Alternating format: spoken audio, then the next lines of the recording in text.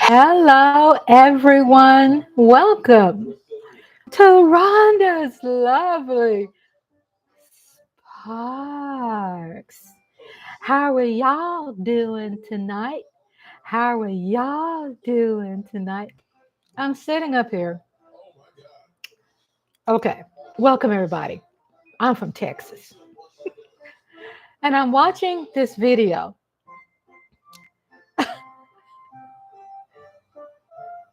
that Philly 500 did.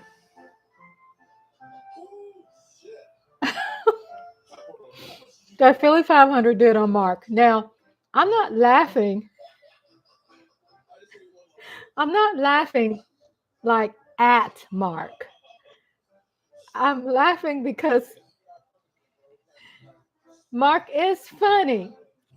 But how much time that Philly 500 put in this video, this man had to watch the whole thing. The whole, what, 8 hours or whatever of Mark's video. He had to watch the whole thing to put this video together, to gather all this information and create this video just on Mark. I mean, there is an obsession there, even though I know Mark talks about Philly 500, but it's different.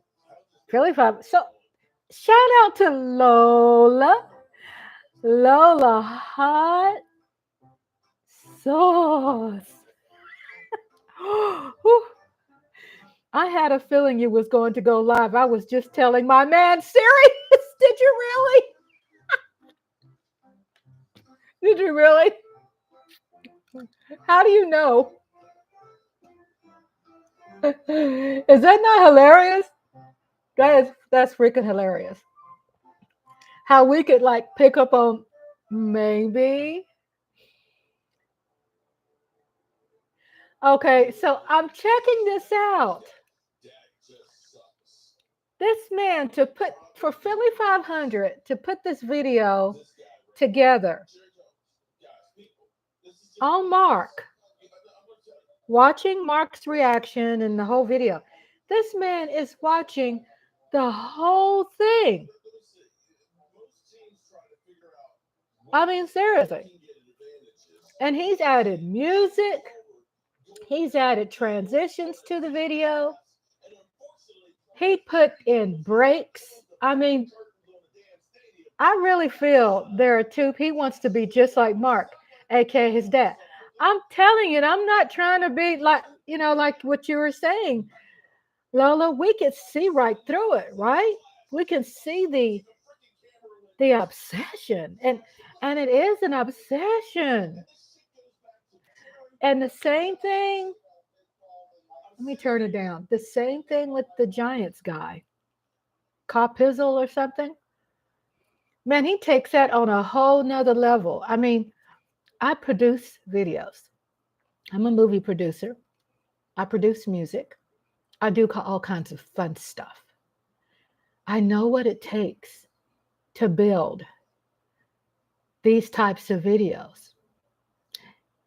And it takes a long time because I'm looking at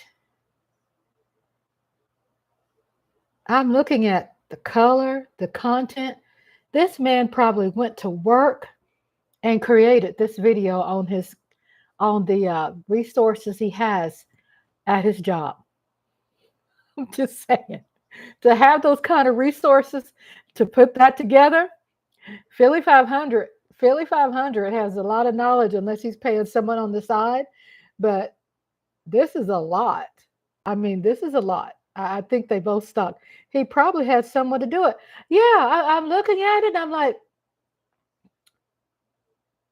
the game was just yesterday, right? And he put it out that fast.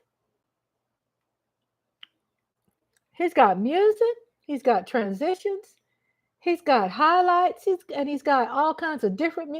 I mean, this is crazy. He has I'm sure, like you said, Lola, he had to pay somebody else to do it because it's like very professional when it comes to the music and cutting off this and that, and stop and go and stop and go.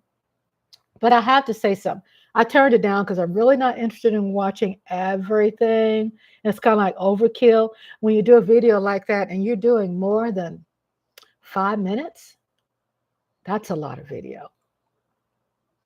So, how many minutes is this? This is 9 minutes. He did a 10-minute video. That's a lot of material for a video like that. To build a video, that's a lot. So, it's really weird. I mean, I obviously do see, I notice it. I know I'm not by myself. I haven't seen it, and I won't give Eagle fans my views. Yeah, I study it because not study it, but I'm always like studying people's weird personalities. It just seems a little bit extreme. I'm looking at what I love, speaking about Mark's live, because uh this morning I was up all night and I truly enjoyed watching Mark's live. While I'm working on a video, I have him playing, right? I mean, he's got a whole lot of extra stuff that really don't make any sense. Then he's got Michael Anthony Fitness. Who puts someone's son or child in the video? It's on mute, but I'm looking at it. Who uses someone's child?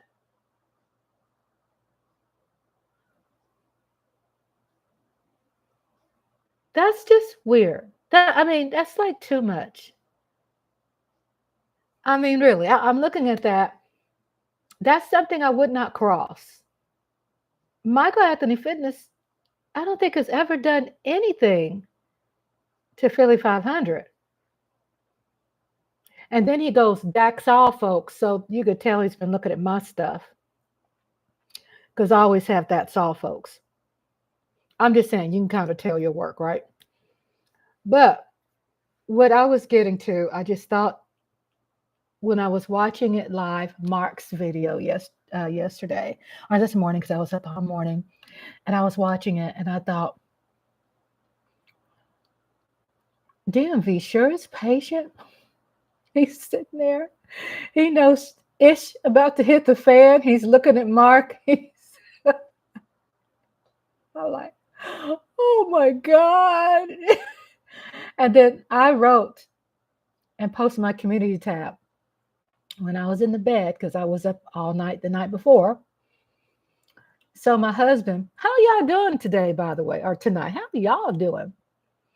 My husband comes, I'm in the bed. My husband comes to the bedroom after his game because I'm in the bed already. And he goes, no, I go up. I'm kind of barely up and I go, so how the Giants do? Because I was like hoping he'd tell me Giants lost. He goes, oh, they won. I thought, shit. I thought, oh yeah, hubby's like too happy. He's too happy. You know what I'm saying? So I'm like, I wasn't going to ask him how Cowboys did. I would never ask a Giants fan, my husband, on how we did. I would never do that. But I said, honey, how the Eagles do? He goes, they won. And then my husband tells me,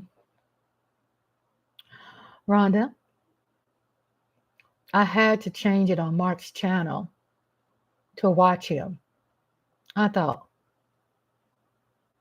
really? Of course, my back was turned because I didn't want to give him any play. But he ain't salty today. I didn't give my husband any eye contact. Nothing. This is so cool. I'm watching right now 1978 NFC Championship between Cowboys at Rams. This is cool with Jane Kennedy. God, I'm going to have to save that. That is a cool one there. I really thought that NFL locked all of their stuff up, but this could have been before Lehman Bennett, head coach of Atlanta, Neiman Bennett is on there. But it's so cool to see Jane Kennedy. I remember they blackballed her too. Uh, I'm gonna say this real quick while I'm here. I'd have a file, believe it or not. Tracy Lee, what's up? Good evening. Hello, Tracy Lee. What's up? What's up, Tracy? What's up? Atlanta versus Dallas. So I got this game plan. It's pretty interesting. Those colors I remember so clearly. Now, kind of the colors are just a little bit different. The uniforms look a little different. But I just welcome Tracy Lee. Shout out to you, Tracy. Lola says, even though the stinking Giants lost. Oh, that's right. Giants did lose. Okay, so that's what it is. When I asked him, I think he said Giants lost. That's what that was. And then hubby was still too happy because I said, how did Eagles do? And he said they won. And then when he told me that I had to go over to Mark's channel to see how he doing, I thought, huh. I thought to myself, did we lose? I didn't let him see me like that, of course. No. Because I knew if he said it like that, it wasn't good. So he wanted to go see how Mark was acting. I thought, isn't that freaking pathetic? Isn't that freaking pathetic? Shout out to everybody. Welcome. I'm Rhonda. If you don't know who I am and you're sitting in the cut, what I have found out is that when you're live, it will probably show in your views how many views you have when you're live. That's in the chat room. But what I've noticed, it doesn't necessarily show people who are sitting in the cut. People who are just sitting there watching. It doesn't show that until you, sign out. And then you go back into analytics and you get like a real view, true analytics of overall total. So I think it's very interesting. How when you have something live, it's a backdoor pass when you become approved in the YouTube partnership program.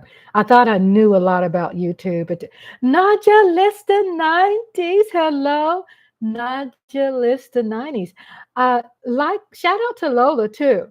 And what was so interesting, how Lola said she had a feeling I'd be on tonight. And I thought it was strange because I wasn't thinking about it. But then when I was in the Mark's chat room, I was like,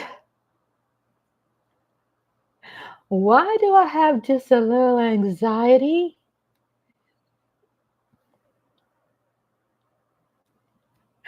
Let me go and sit on the couch to get my therapy. Why am I having a little anxiety? Well, I know there was some anxiety when someone wrote something about Trump 2024, and I know my blood pressure spiked, and I don't have an issue really with people who vote and they're doing shout outs for their people. But usually, with sports in that particular environment, we really don't talk about politics, not like we do here, right? So that spiked. And then when I saw someone in the chat room call me out about putting a person on timeout, that just set me off. You know what I'm saying? I'm like, you should have seen me brewing over here. I'm like, okay, counting the 10 is not going to help me. Miss Rhonda, is 124 pounds still slender? I don't know. I honestly don't judge people by weight. I think I'm just not wired that way because I know that everybody has a reason for the science of their health. So But from what I look at 124 and 5'3", no. But I would say drink plenty, drink your protein drinks, find out what your allergies are, get some protein, and things like that so you can be strong. You don't want to, something happens, you get sick, and then, yeah. Um, and then who called you out? I think it's Joseph Heatherly. Even though we always seem to say, well, he's cool people. I know, I ain't being negative. I'm not being negative about Joseph. He's cool peeps. But I thought it was weird. And at the end, I think he simmered down. And I think what happens is when people come, if you're going to get the true feel of a room, basically, and let's say things seem a little off key. And okay, let's say if you're coming a little late, right? And things seem to be a little off key. And you're like, let me study the environment first before I just go run out there, right? Let me see what's trending. Who are the trolls? Let me peep that out first. If I go in late. Now, if I'm there from the very beginning, I can notice there's something trending that people are antagonizing Mark. You know what I'm saying? And antagonizing him, being a bully and trying to do low rent, passive aggressiveness, that kind of BS, right? So I picked that up on a person there. I don't know who he is. He's not someone I've seen before. I know some other Tommies I know some other Tommies, Tommy J, Tommy T, and there's just a Tommy with no color in his photo part, and it just seemed very strange. It just seems like what I picked up, I felt it was it just felt like someone came in with an under incog, like someone I've seen before, but they were rocking some alias name. You know what I'm saying? You know how you kind of, when you have instincts, when you've been around for a while, you kind of know. Tracy Lee says, "Oh, what? I love hazelnut, right? Tracy? No, you don't know. Oh my God. I've tried a while back that hazelnut cream and coffee. I'm not a big coffee drinker, but I do love it. And that hazelnut cream sets it off, doesn't it? Oh, yes, yes, yes. And then yes, and Lola says yes. So it was really strange because when you're going into a chat room and you've been there from the beginning, then you will know, right? Because I wasn't there, I don't think from the very beginning, but I was there, and you can kind of see and notice when people leave and return, and you kind of read those habits when they're leaving and coming back, and it's like, oh, you're writing the same way. I could tell your, the look of this. You know what I'm saying? And it's someone that is someone with an alias name. Well, then you get maybe people who come in that's very late, and they'll say something. The troll will say something, and then they don't pick up on it because they weren't there from the beginning, and they're not recognizing that this person is antagonizing Mark, sarcastic BS, and harassing him. And I timed him out for 10 seconds. I mean, my gosh, 10 seconds, really? Just give them a little warning, like you've been timed out for one thing.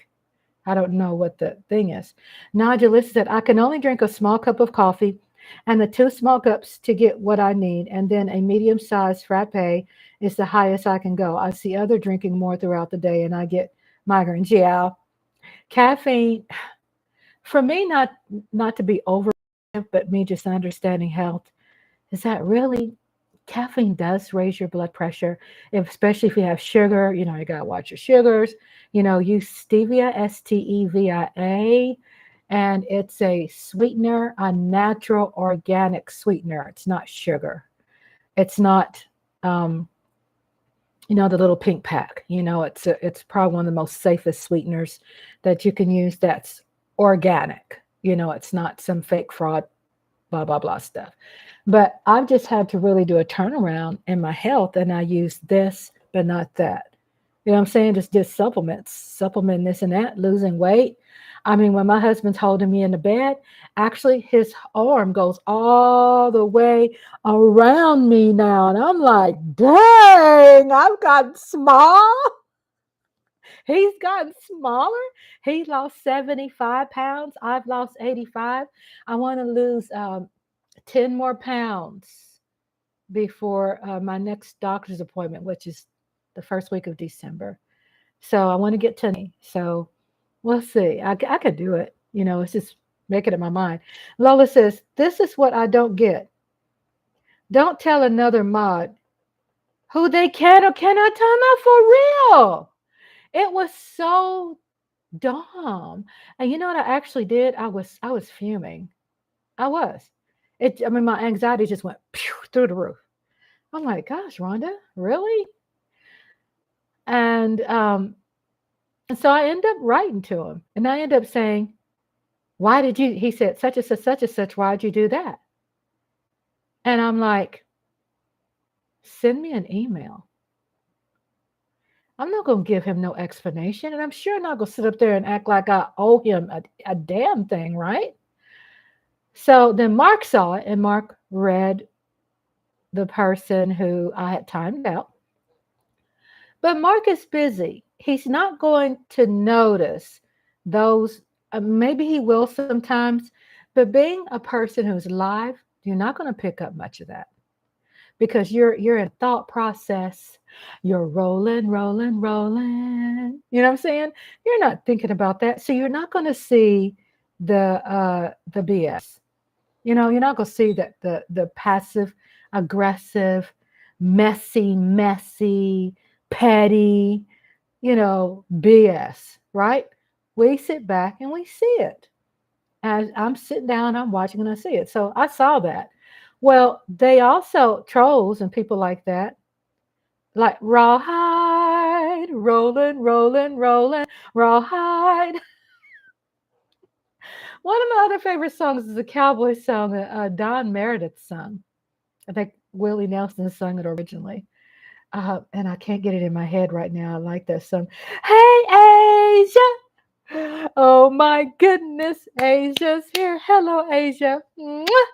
Shout out to Lola Hot Sauce. Shout out to my friend Tracy, my movie bestie. He loves coffee during intermission with extra caffeine. Shout out to Najalista 90s who loves the 90s stuff. And shout out to my girl Asia. Hello, hello, hello, everybody. I am still not used to. I need to get me like some eyes and put it here and pin it and say, look here or a mirror. So I can look there because my eyes keep going down because I'm looking at me down here. Well, my cam is up here. So I got to work on that because I like having eye contact with the camera. And it's just, my mom likes that show, Rawhide. I'm from Texas. Y'all grew up with that too. I grew up with that. I did too. Oh my God. Oh my God. I had nothing planned when I came on live tonight. Nothing planned. Just talking to y'all, reading your chats, hanging out with you, just having that in mind, what happened today. And I ended up texting him in the chat room and I told him, I said, please do not call out moderators and question them here. It's just something like that.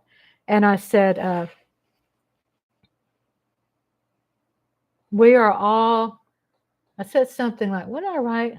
It's going to be on chat replay. I said something like, we're all on the front lines together or something like that.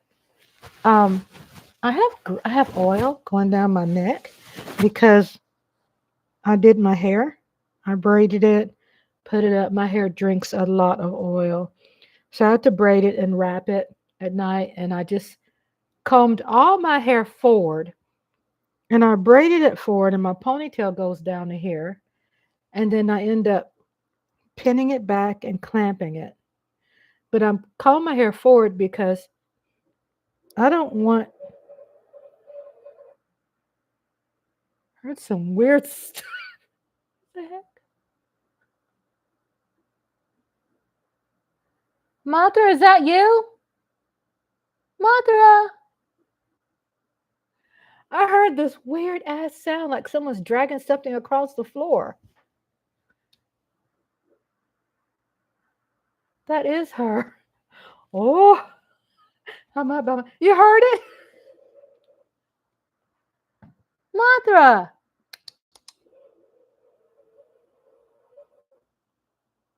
That's not Mother. I think that's my cat's water fountain.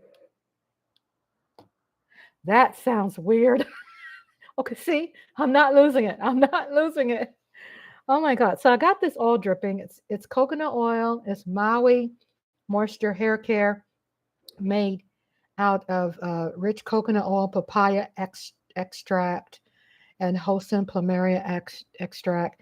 And then I use like this thing of oil I made as coconut oil, olive oil, almond oil, um, sesame seed oil.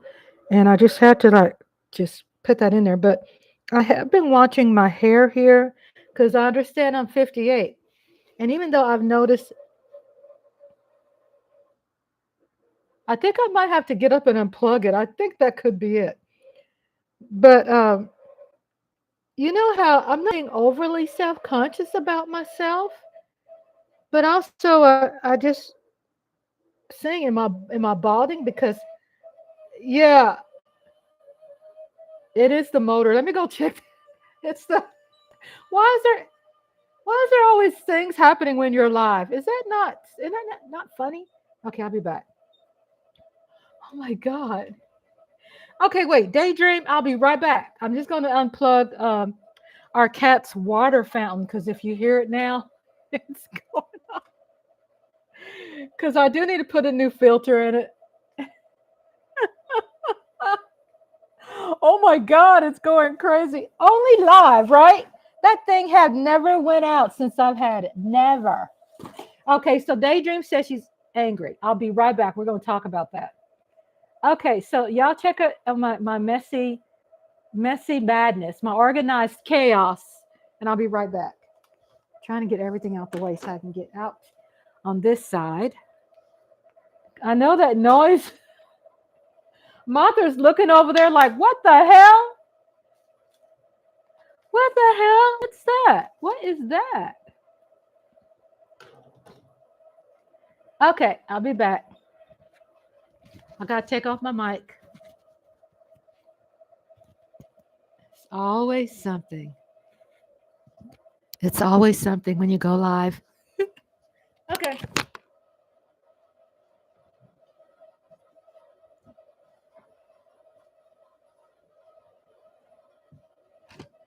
Sound like it's about to blow up.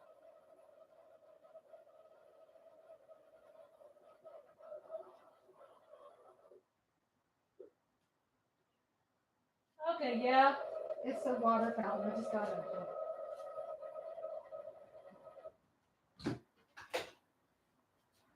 Yeah, I need to get me some bottled water. I'm right over here. Give me something to drink.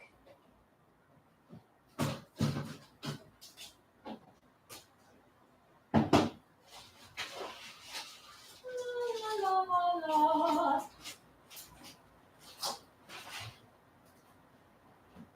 On my way back.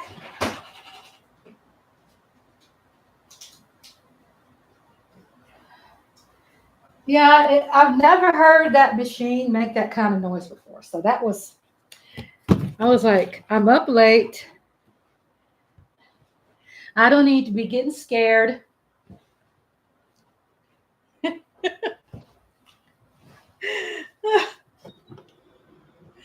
I'm up by myself. I didn't think I'm a scary person. I don't think I am. I love horror movies. Let me see what Daydream talking about. I had to go get me some peaches. You know me, I like eating on some fruit and drink cold water while I'm talking. I make sure I maintain health. Let me see what's going on. So the noise has stopped. Daydream says, "Hi everyone, Nodulista, you made me raise an eyebrow. That recent picture from your birthday are seriously asking if you're slender and you're skipping meals. No, no, no."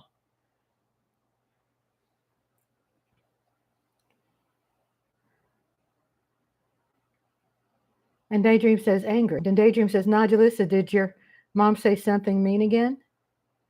Yeah, tell me, Nodulista and Daydream. Y'all still living with your mommy, which is understandable. That's something that happens. It's very hard to be living out on your own. As a matter of fact, I think the majority of the people in this country just can't afford to do it. I mean, it's just too high. It's not like in the 90s where people were going out buying their own houses in the 90s and renting apartments. And, but now, after that, people are like either parents are moving in with their kids or the kids are moving in with their parents or staying because it's just not affordable. Now, Jalissa, yes, she did. Daydream, she's mad at me over some cereal. Oh, sorry to hear about that. I remember when I was living with my mother had mental health problems, but understand back then, I didn't understand mental health like I do now. And, but then I became so interested in getting jobs that helped me. I worked in social services, I worked for the state, I worked for the government, I worked for the county.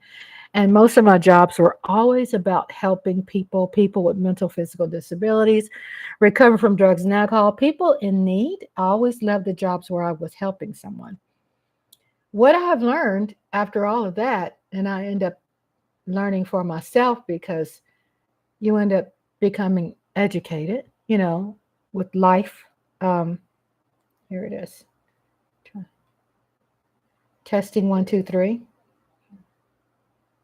Testing 1, 2, 3. Okay, good. My volumes were. Make sure my volumes are working.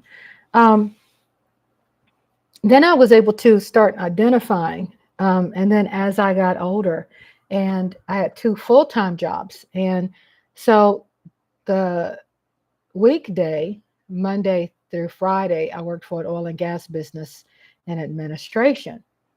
And then on the weekend, Friday after work, I would go over my client's house and I'll spend the night and won't leave until Monday morning for work for the day job, right? So I had, if you total the hours, they were 2 full-time jobs. So I worked more than 80 something hours a week. That job right there, working with aggressive on the weekend, working with aggressive, violent, Alzheimer's, brain disorders, working with people, living with them on the weekend, being with them of straight, nonstop, 24/7, taught me so much about the dynamic of attitudes and personalities of people. Hello, Coyote.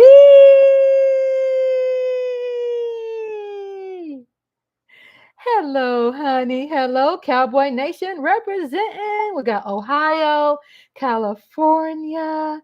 We have all the beautiful people in the house. All the beautiful people in the house. Um, yeah, so welcome to Rhonda's lovely sparks. Rhonda, how worried you all was about me. Oh yeah, we were worried.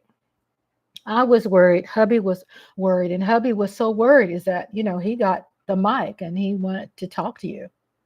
And I think what helps us even feel better, Asia, is that, when you give us updates, and we're so happy to celebrate those um, those those huge milestones that you're making for yourself, because it takes work, and a lot of people think it's a quick fix, but it's not.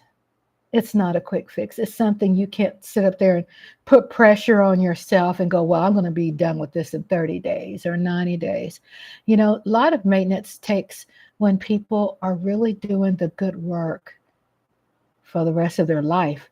And then they make that good work just a part of the lifestyle.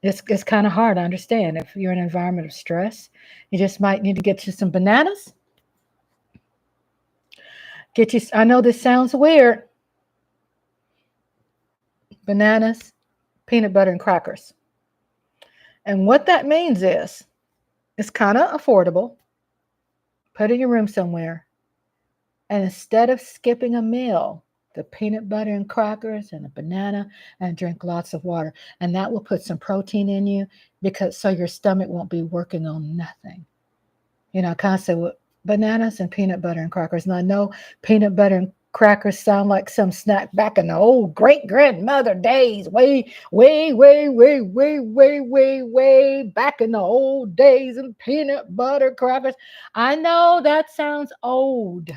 I mean, even for me, but I end up respecting the nutritional value of what that can do for you if you're on the run, if you're in a hurry, if you are nauseous and you don't have an appetite. At least you can eat a banana. The potassium helps, but then you need to get your blood work too. You have a right to your blood work. Get a copy of it. It's free. Ask your for your blood work. Get a copy. You have the rights to your Mike Aldana. Did I see Mike Aldana somewhere? I see Mike over here. I don't see him on my computer. Hold up. Wait a minute. Hold up. Wait a minute. Am I not seeing on my chat? I had to refresh. I see you. Oh my goodness. I couldn't see on my chat. Tracy Lee says, Bug Bunny show. Cha cha cha cha. Cha cha cha. The shadow knows. Lola Cowboys is laughing. You go, girl. You like that? Cha cha cha cha cha cha. Cha cha cha cha cha cha. Cha cha cha cha cha cha. Cha cha cha cha cha cha. Cha cha cha cha cha cha. Cha cha cha cha. Y'all, hey, I'm over here. I'm in Texas. The border is Mexico. There's a lot of those great influences over here. I love Spanish dancing. I love the Mexican parties. And I just love acting like a clown. I'm not trying to be a clown. It's just my personality. It is. It's my personality. It is. Cha cha cha cha cha. Cha cha cha cha cha. Come on, Lola. Dun, dun. Dun, dun, dun, dun, dun, dun. Dun, dun, dun, dun, dun.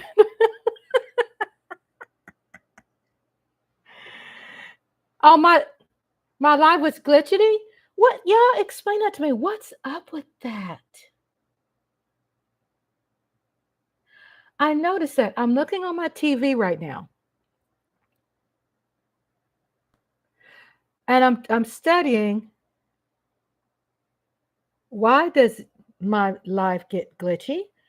And so when I have a computer guy that can come by my house. He ended up getting me access to, it's like maybe, yeah, YouTube sometimes. It's like I would tell him about that issue and what can I do to stop that from, but he's supposed to he has something. I just haven't called him. This week I'll call him where he can give me more memory. He already added memory, but there is a attached drive that gives me 10 times more because movies eat up a lot. And I don't want to start deleting and removing my movies permanently because I need it as backup in case something happens, and I have my backup channel. I could still have these resources, right, as a backup. So I do have a backup channel out there, y'all. Let me catch up on the thing here. Mike Aldana, it's time to party. Come on, baby, get on it. Come on, baby, get on it. Y'all, I'm excited because I do have a good life. I'm happy. Grandson was here. Yada, yada, yada, yada. And plus, being here makes me happy too. Hubby makes me happy. Because I forgot he didn't get lucky last night and Giants lost. So I got to work on that. I got to work on that. I got to work on that. La la la la la la la la la la la la. I love my friends here. I did love you so much. I love you so much. And also, Michael Donna, shout out to him. Rhonda's perky today. I'm so perky. You know what I said, Asia? When remember I was in the chat room and I said, like in New Orleans, open up the shutters and flash. Like in New Orleans, open up the shutters and flash. Yeah, yeah, really. I might like really. I don't know. I don't know what I seem like to others. I don't know. I have no idea.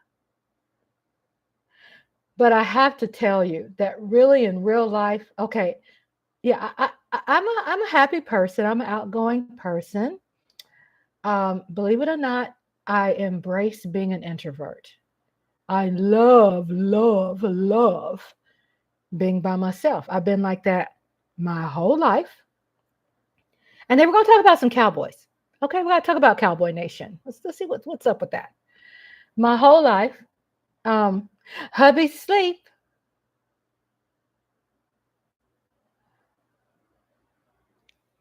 Hubby is asleep. It seems like every time I dance, I'm looking on there.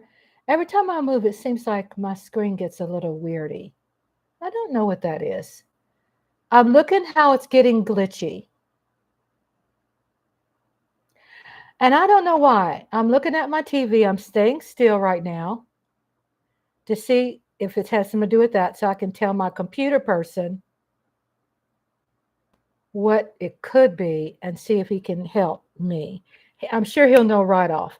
I think with our internet provider, we've had a lot of rain and I haven't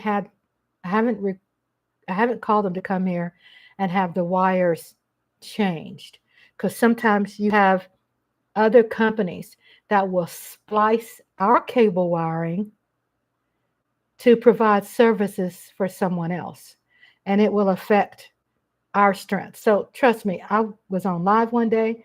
I was so frustrated when I saw all that glitchy stuff.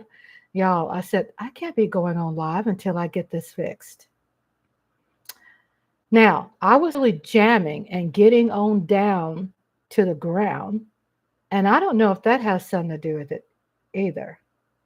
If I'm moving and dancing, if it has something to do with that. We'll see. I'll let him handle that. Okay, so Nodulus and 90 says, I don't eat when I'm stressed. And she said, then when I'm unstressed, I have a normal, healthy, really healthy diet, actually, and exercise 30 minutes a day. Exercise is good, but also exercise with nutrition. And you might need to get on some vitamins, get your blood work, and find out if there's some iron deficiency, some vitamin D deficiency. Read your blood work and look into that and see what's going on. See if you can get when you get tested again, get your hormones tested because you'll be surprised. It could be not enough estrogen. It could be not enough testosterone because a lot of people don't know that women have testosterone and men have estrogen hormones, right? But there's just a certain level. So a lot of people don't realize that they can get tested for that based upon what you request. They're going to give you lab work on just the regular type of labs, right? But then you have to talk to your doctor and ask them and let them know. Let them know that you have some concerns and that you'd like to know what they're testing you for. And then also say, I feel I have some issues with my iron, my vitamin D, because it looks like my stomach is not absorbing the nutrients, because that's what stomach does. It needs to be healthy, your gut, in order to absorb nutrients and distribute it to its right places. That means if you need probiotics or you got unhealthy gut, you don't know. You get the blood work, then you have a map to go by. And when you get that map, then you're like, wow, okay, I could target that and I could work on that. And then when I go back for blood work in 90 more days, then I could see how I have improved. You really want to target that try to figure it out. It's like a little puzzle. You want to figure that out.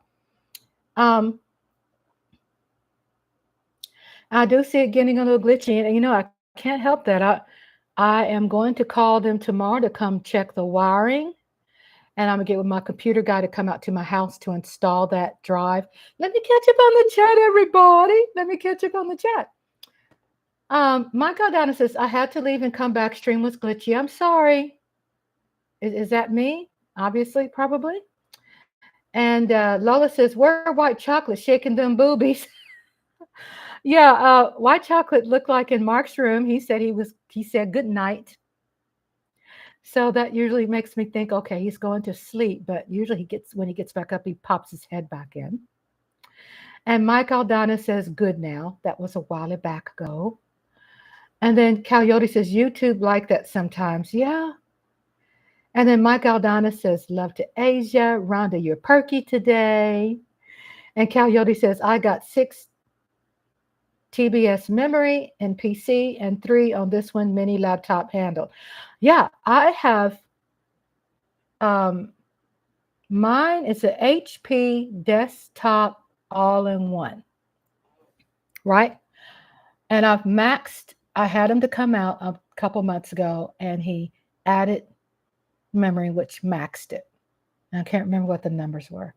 Was it 30 something? And he added 30 something more. So it's maxed, I think. And then he got me a tier. Is it an E tier type attached backup savings drive? He said it's powerful what companies use, because me doing movies, that eats up a lot of my stuff. So I'll get him to come out, then I can update you all. I got to call him tomorrow. And then Tracy says, weather. Yes, it's supposed to, my daughter says it'll be 35 degrees here tonight. That's Texas. This is October.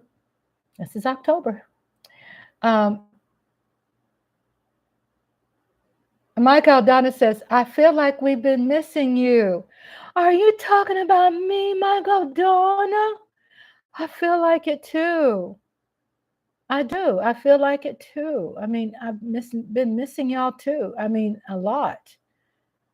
And then I'll share with y'all why, what I've been getting into. And then Asia says, lots of New York teams was on tonight. Daydream says, love you, Najalisa. Stay in therapy, sister. Rhonda, Najalisa is quite slender. She's my size. You saw the picture of me. Oh, Miss Rhonda, have you watched Najalista videos? I have watched some creative things you all have done. And I need to catch up, because I have changed my subscription where I can get all of you all notifications. So when you post something, I can check it out. I did see some things done on a couple of you alls, and I loved it. And I can't remember, is that Daydream? Because you're all like twins. Even though you all are different, I understand. You're your own person. And then my Galdana says, I just need to work out. And it's 47 degrees here in Virginia. And Najalisa said, I love you too, Daydream. And Sister Rhonda has watched my stuff, sister. Yes. Yes. Okay. So Najalisa is your stuff. And I really love it, because boy, does it take me in a time back in the 90s. Yeah. Takes me back then. Before I met Andre.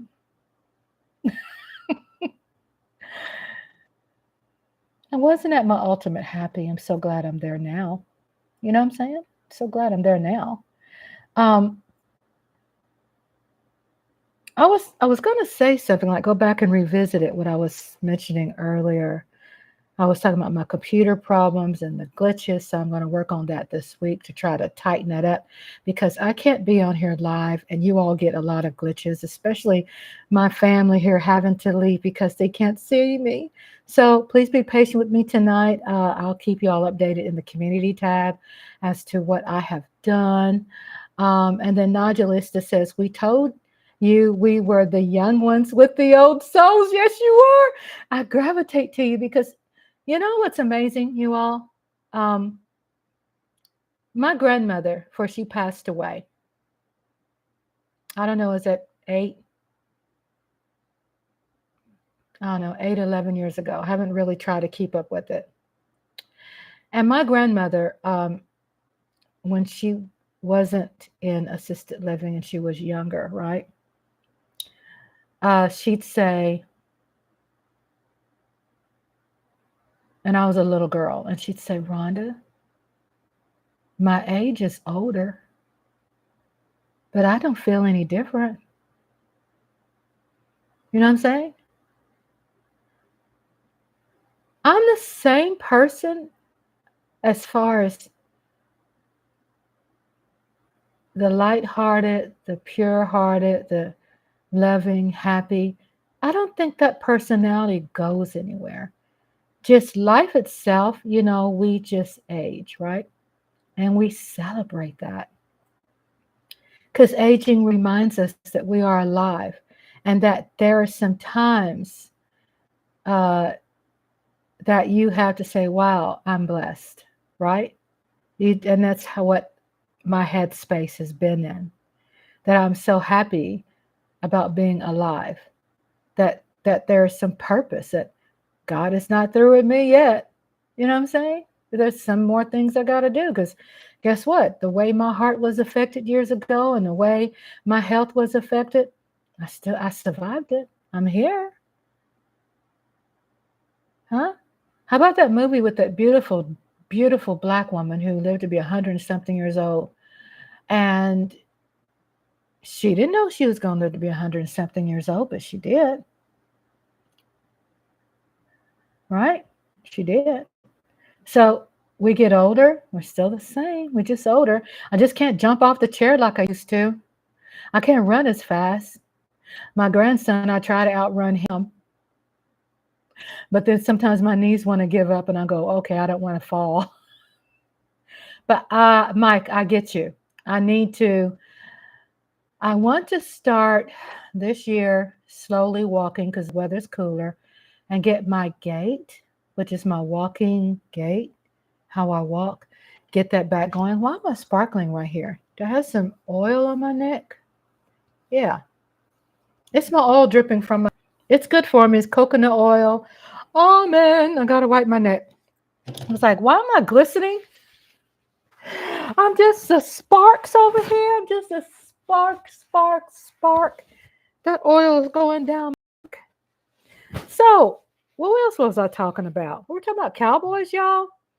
So, I was asleep. I didn't watch Slow and Steady Turtle Time. Yes, slow and steady, because, I had a setback with a little depression. Maybe it was a lot. Neglect of self after I retired, and basically just giving my whole life up for my parents, and just found out, long story short, they were no good. Look, I'm from the South. I know what it's like to respect your parents and honor your parents and all of that, and a bag of chips. And my story was something that even surprised me, and I just had to deal with the truth so I could grow. So I tell people I've been estranged from my parents happily for 5, almost 6 years, 5 years. And trust me when I say that I've been better for it. I had to, because being around them would have killed me. It had nothing to do with neglecting their senior care. I did all of that. I gave it my whole life for them. I gave my last breath for them. Then, when you get these aha moments and you're like, you end up digging a little bit. I'm not trying to dig into their personal life. It's just, when you pray enough, and I'm not over religious, but I do believe that there is a higher power. I do believe when you are a person that God is working on, that He protects you. That's just my beliefs. And this has nothing against people who are Jewish, who are atheists, or people who are Muslim, or people who are Christians, or people who are Buddhist. I love, to be honest with you, I really love all religions. I can take something from all religions and just really just learn something so precious, right? But I'm not religious because I don't get caught up in the group thing where you become so obsessed or probably in some areas possessed and you can't think clear. And then there's this surrounding of unhealthy climate and environments, and there's negativity. And I'm like, I'm not going to go to church on a Sunday, have to deal with that BS. Church don't supposed to be like that. Preachers messing with everybody, kids. I mean, enough was enough for me. I used to work for a DA's office, and guess what? I was baptized a Lutheran, and I was sitting in the DA's office. I had a job there, and I ended up seeing the preacher there that was a Lutheran preacher, a Lutheran pastor. What's it called? Shackled? He had cuffs on his ankles and cuffs on his wrist. You talking about shock. I'm not saying that everybody fits that narrative. And that just didn't sting me. I mean, it's just a whole lot of things I just don't believe in. I don't believe you go to church and someone's praising handcuffs. Thank you, Mike. I don't believe someone talking about others. I don't believe in the toxicity and the messiness and you talking about what other people are wearing and you look better than them and the controversy and the negative politics and the BS. And I just don't have the tolerance for it. And I say, I'm not going to live the rest of my life like that. I do my Sunday, and I'm not going to be over religious with my Sundays, and I do pray, but I do feel for me, being religious, being not being religious, but being spiritual. I'm more spiritual. I'm not religious. I don't fall under that little small box. But being spiritual, and I do believe there's a higher power, no doubt. I believe we got here somehow, but I'm not against other people and their beliefs. I'm not so far-fetched while I'm like throwing darts at other people because of their sexual beliefs or gender or religion or color or I was just like done, right? Done with the circles and said, I'm going to sit my black ass at home and I'm going to worship my higher power the way I want to do it in my safe space. I'm just saying. Long story short, the preacher was prosecuted, found out he had a history of that. He started off in Florida, and what they did, the church ended up transferring him. He was in, I think, San Antonio or Austin or something, and they transferred him. Didn't tell anybody what he did, but he was arrested and was imprisoned for messing around with little boys. And I remember at that time, it was a short period, but he asked me to see if I could teach a Sunday school class. Now, trust me, I've never been a Bible Belt thumper. Just saying, I just never, but I could take material and I could have a great personality, and the material you send me, we could sit down, we could talk about it. And I love talking to the kids about it without being overbearing. So I love talking to the sweet kids. I was with little kids, and I probably didn't do that for 3 months, but it was a beautiful experience. What I thought was interesting, that preacher, or pastor, they called him, he wasn't there for like maybe 2 years, which is too long. He ended up doing Sunday school class for teenage boys.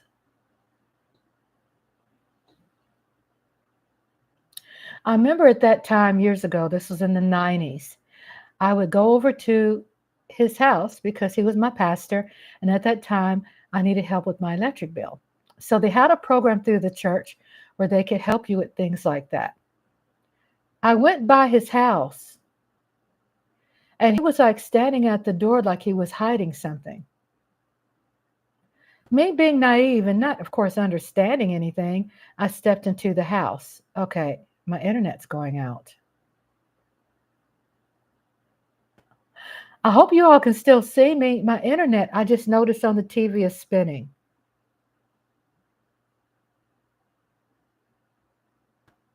That's weird. I just wonder if you all can still see me. Um, okay. So, yeah, spooky. So, me being naive and just trusting my surroundings, right? He's the pastor. I step into his front door. What I, okay, thanks, Tracy. Okay, good. Um, and when I stepped in the door, there was a camera on a stand. You know, back in the day, those big cameras that you put on a stand, a tripod. First thing came to my mind was like, but not thinking that, but it just felt strange. Why is there a computer?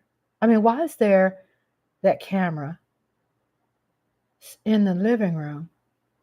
And it looks like some project of someone getting filmed. So anyway, his charges was messing with little boys and filming them. Y'all, when I tell you that shocked the crap out of me, that this man I was with. Now, I did have to tell you that I wasn't a, sorry, I don't mean to blow on y'all. I wasn't going to church a whole lot at that time. I kind of, I don't think I've ever been going to church a lot. You know, when I was a kid, I did. I went to, Good Shepherd Lutheran Church. Um, but he was a newer pastor, and I didn't go to church a whole lot. But I just started going back a little because I love their Lutheran camp programs. You know what I'm saying? They have good college, scholarships and things.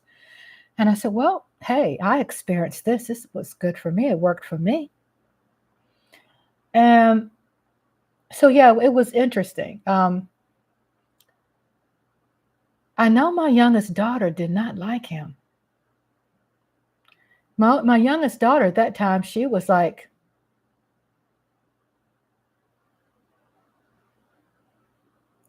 probably 9 years old, 10 years old or younger.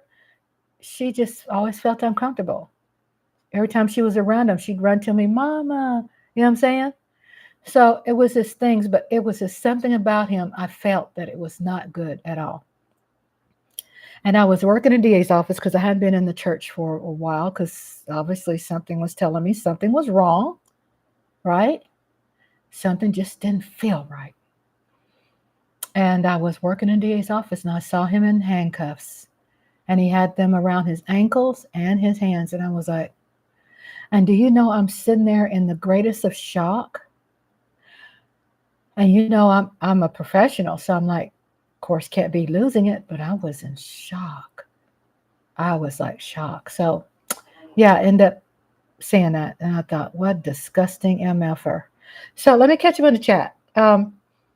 Daydream said, slow and ready, turtle. Okay, Tracy, me, grandma, and grandpa boy. Oh, I know our little grandson is so cute. He's so cute. I post my pictures. The membership here, if you want to join, it starts off at 99 cents a month. And I have that going just to members. And the reason why I do, because they're pictures of my grandson and me when I was a baby, and people who were victims of the Tulsa attacks back in 1921. It's very intimate pictures. So I just didn't want them out there like that. So they're only visible, but if you all want to see them, they're there. I just want to share that with you. Very intimate part of my life. So my grandson's picture's in there too.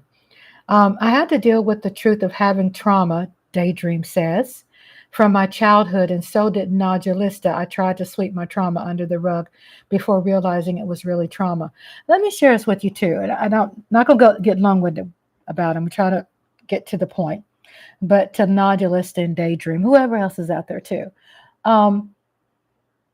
If I had some advice to give you, I feel that how you're living and what you're going through is something similar to me.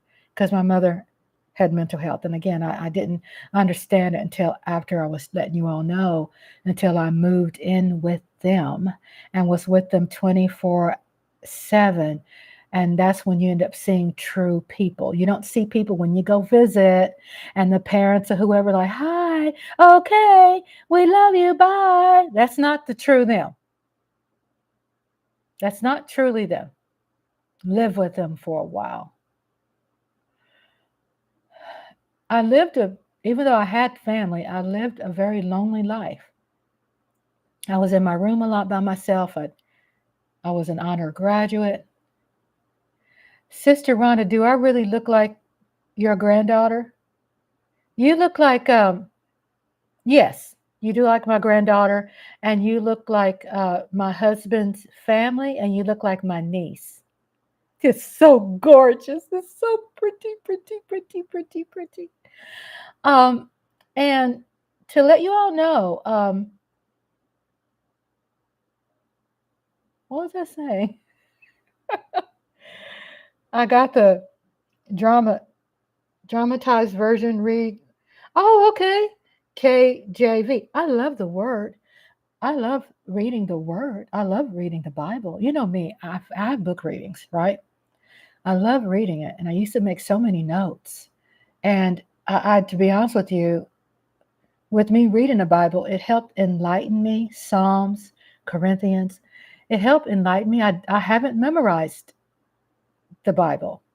I won't let you all think that I know everything details about it. I don't. But I'm the kind of person with the trait is that I have to study very hard to make an A. Really, really hard. I mean, that's the kind of wiring I have. Found out that that's my wiring, right? I have to really slave study to make an A. That means it just takes a while for my creative side takes over, and sometimes I don't retain, listen at night. And it saved me. It gave me a lot of faith, especially when I was homeless 20 years ago. I had some nuns in my life that came and really helped me through some very hard times. And it did. And that's why I say I'm spiritual. Nothing against beliefs, because I do feel that everybody has to believe in something, but my respect is that I think every belief, not racist, but I feel that every majority of every belief has something so special that you can learn from it. The religions from India, how you can learn from Africans, how you can learn from just Jehovah Witness. There's so many little gems you can get and apply, right? I don't feel I have to be obedient follower to one religion and then put my nose up and look down on other people. I just not made like that. I was like wired like that when I was a kid, and I'm even more identifying who I am since I'm older. And then Tracy Lee Williams said at night, that's wonderful. And Tracy, um, how are your glasses working? I know you said you got some new glasses in. And Daydream says, but hey, me and Nodulista have never been on substance a day in our lives, not one, and we are Christians and heterosexual virgins, so we definitely didn't turn to alcohol, legal drug smoking. Reminds me so much of me, because I was telling people I was a virgin when I got married. I got married when I was 20. I divorced the MFer. I'm a proud divorcee. Proud divorcee. That MFer. He effed cousins by the dozens. I did a poetry piece like that. I do spoken word too. He effed cousins by the dozens. What a low life pizza trick. Excuse me. But yeah, it was something else. And then, but I'm happy. I'm so happy. I'm so happy. I'm so happy today. Mike Aldana says, and I'm so proud of you, by the way. Hang around a circle of people. Oh, and I was trying to get back to my advice to you and see if I can quickly get to that. I know I'm all over the place. Understand time keeps ticking, right? And what that means, if I wanted to share something special with you, Nodulista, Daydream, whoever else is out there, um, time is ticking. But the point is, time is all good. And what that means, find the value in your life. Don't hold your breath and go, I can't wait till I turn 25. I can't wait till I win $1 million. I can't wait till I get married. I can't wait till I get my dream job. I can't wait to get out of mama's house. I can't wait to get off under my dad. I can't wait to travel around the world. When you get into something, you start making, start really over hyping your wishes, then it becomes like an obsession. So if you could just really focus on self too, find the value of your experiences now. I remember when I was living with my mom, and I said I was alone in my bedroom and I wrote poetry all the time. I loved my animals. I spent a lot of time outside. I was singing. My mother ended up learning. She was bipolar, schizophrenic. I close my eyes because I see it. I have to see some of it to hear myself, to think right, and speak it out, because sometimes it's there, but it's hard to speak out. And I remember my mother, every time she cried, I forgave her. I did a short on my YouTube video where it says, it has butterflies at the beginning, right? It's a short. It says butterflies. And on that, it says, it's called Rhonda's Minute Mindfulness. It's just that only in that playlist. And I'm there and I'm like, I talk about, even though my mother abused me, even though there were times she abused me. So I'm finding the word. Even though there were times she abused me, I still loved her because I was taught, because she was my mother, I had to. Right? And I know I'm not alone in that. So when my mother would have her escapades, my dad would throw me to the wolf. The wolf was my mom. I didn't understand. Obviously, my dad couldn't handle it. So ever since I was a little girl, as long as I can remember, go see your mom, go back in there with your mom, go back in there to your mom. Obviously, I had a calming thing, on my mom. Obviously, my mother calmed down. The problem I had with that is when my daddy would throw me into an environment that was toxic, unhealthy, abusive, and my dad ran from that. So he'd worked out in the yard. We had 50 acres of land. We lived off the land. We had animals and stuff, and he would just throw himself into the work outside and smoking his cigarettes. And let me get back to catching up. Grandma says no church, no movies. And Daydream, and I get that and respect that too. It just depends. If you have an environment and a church space that's good and complimentary, by all means, it's wonderful. Just from my experiences, not just from that one, which was enough, but from other experiences, you just become wiser, and you start looking at things that such and such is messing around with. It's just very toxic, right? And I'm not off on a Sunday to go back into an environment that was very nasty like that and hypocritical. And then Tracy said, let's see. Grandma says, no church, no movies. Okay, that's Tracy. Okay.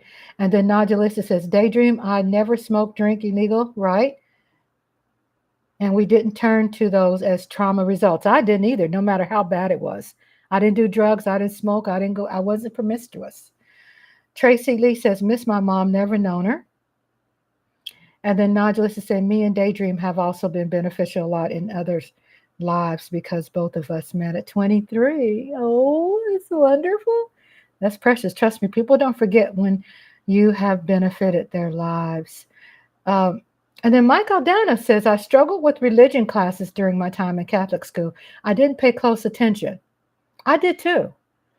I think I just had to learn later. I started learning myself, and I started learning that I started understanding my personality trait, and not because, and I started learning because I was different. It didn't mean that I should have been shamed because I was different.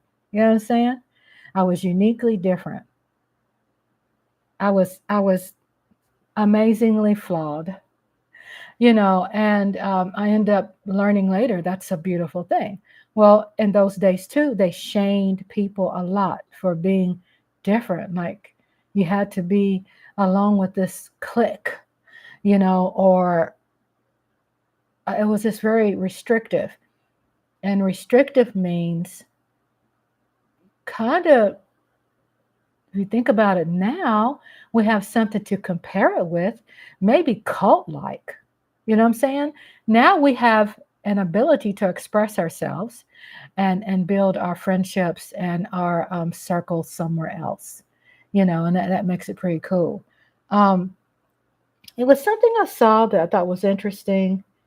My new glasses. Oh, okay. So Tracy says, feels good in my new glasses, wider arms and plastic. Yay! Daydreaming, I never smoked. Okay. Is that okay? Here it is. Nodulista 90 said, isn't that common in the Black community? No. Okay. It's a complicated answer. Um, I think what happens, I think with all races, it's common. But I think all families are uniquely and have unique, different dynamics. Like the way I was raised would appear to me. We had a piano, we had a 5-bedroom brick home, upper middle class, 50 acres of land. Trust me, I'm not bragging like we had money. No, my daddy worked his ass to death to have what we had. I mean, trust me, trust that.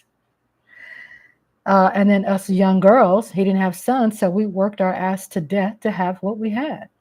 It wasn't like no one gave us any. No, we worked our ass off to have that. It was very uncommon to be a Black family living in a rural area in the South with a brick home. It just wasn't common.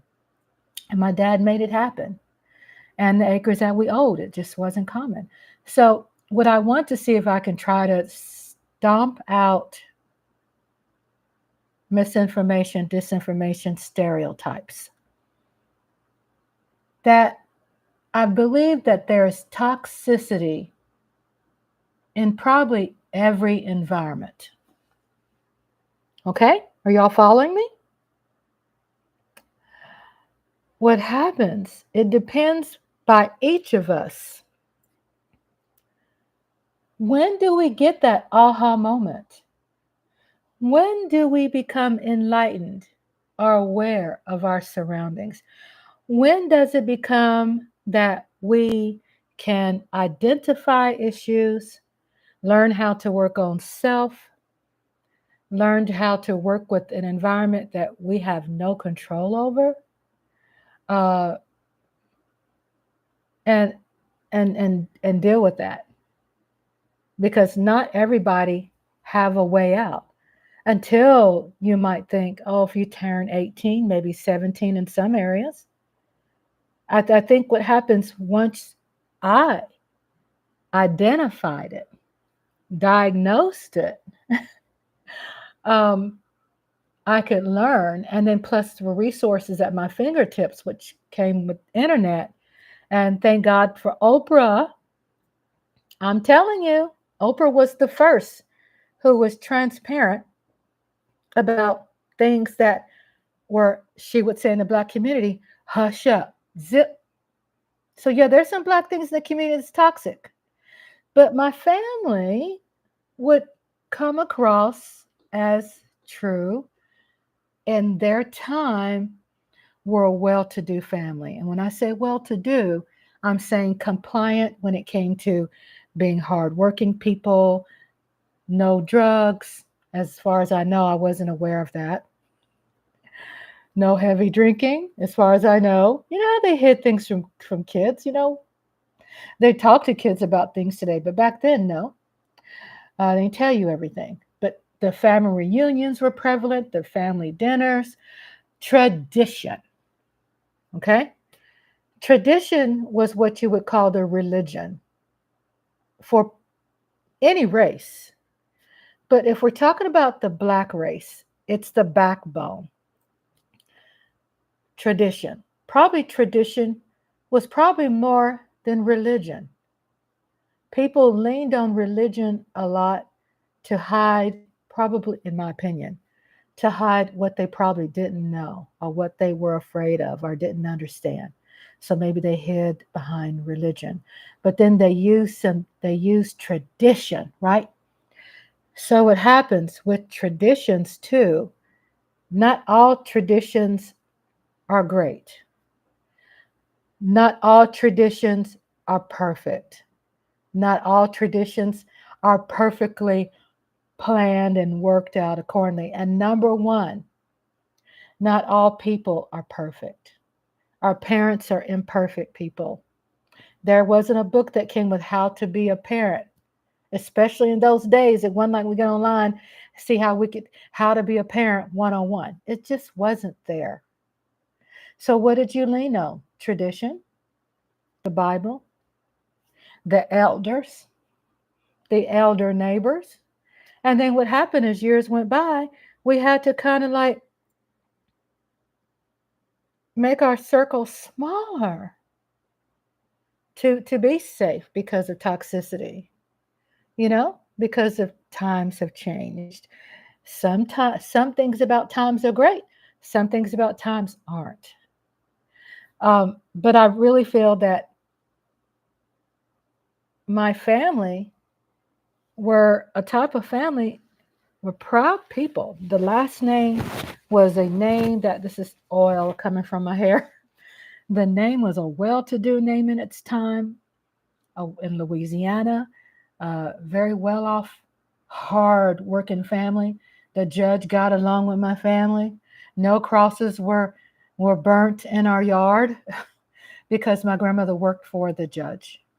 And being a judge back then, judge had a lot of respect and power. People don't seem to respect them today like they used to, right? But back then, that was serious power. And so the family's name, remember how they would say back in the day, the name will carry you? Your name was your attorney. If you could just drop a name, that saved your life, right? Name dropping. You drop a name, oh, I'm such and such. They go, oh, yeah, you're such and such's kid. Well, I had a very strong, good name. Now, what happened to me is as I got older, I ended up identifying the lies, right? And I understand parents lie. Sometimes you could end up growing up into an environment where you end up finding out later, damn, your parents are probably jewel thieves, right? No, you probably got a brother out there that you just bumped into 30 years later, right? Because it's how they sold to us their truth. They wanted us to believe this and that. Let me catch up on this. So a lot of these Black parenting styles, let me scroll back up. Okay. So Nodulus 90 says, both of us worked on our trauma at the same time. We both decided to work on our trauma in these years, being in our 20s. It's blessed. It is. And understand, Nodulus, the time goes by, and trust me, when the memories that you're creating now, you'll be able to go back and look at this today, and you'll be able to celebrate, right? That's what I do now. I celebrate the times when I was a little girl in that bedroom by myself, that I didn't compromise myself with a boy. I didn't run away from home, even though I could have. I didn't do drugs. even though there were options. I didn't hang around the wrong crowds. I was alone a lot, even in school. I was by myself a lot, and I embraced it and I loved it. Um,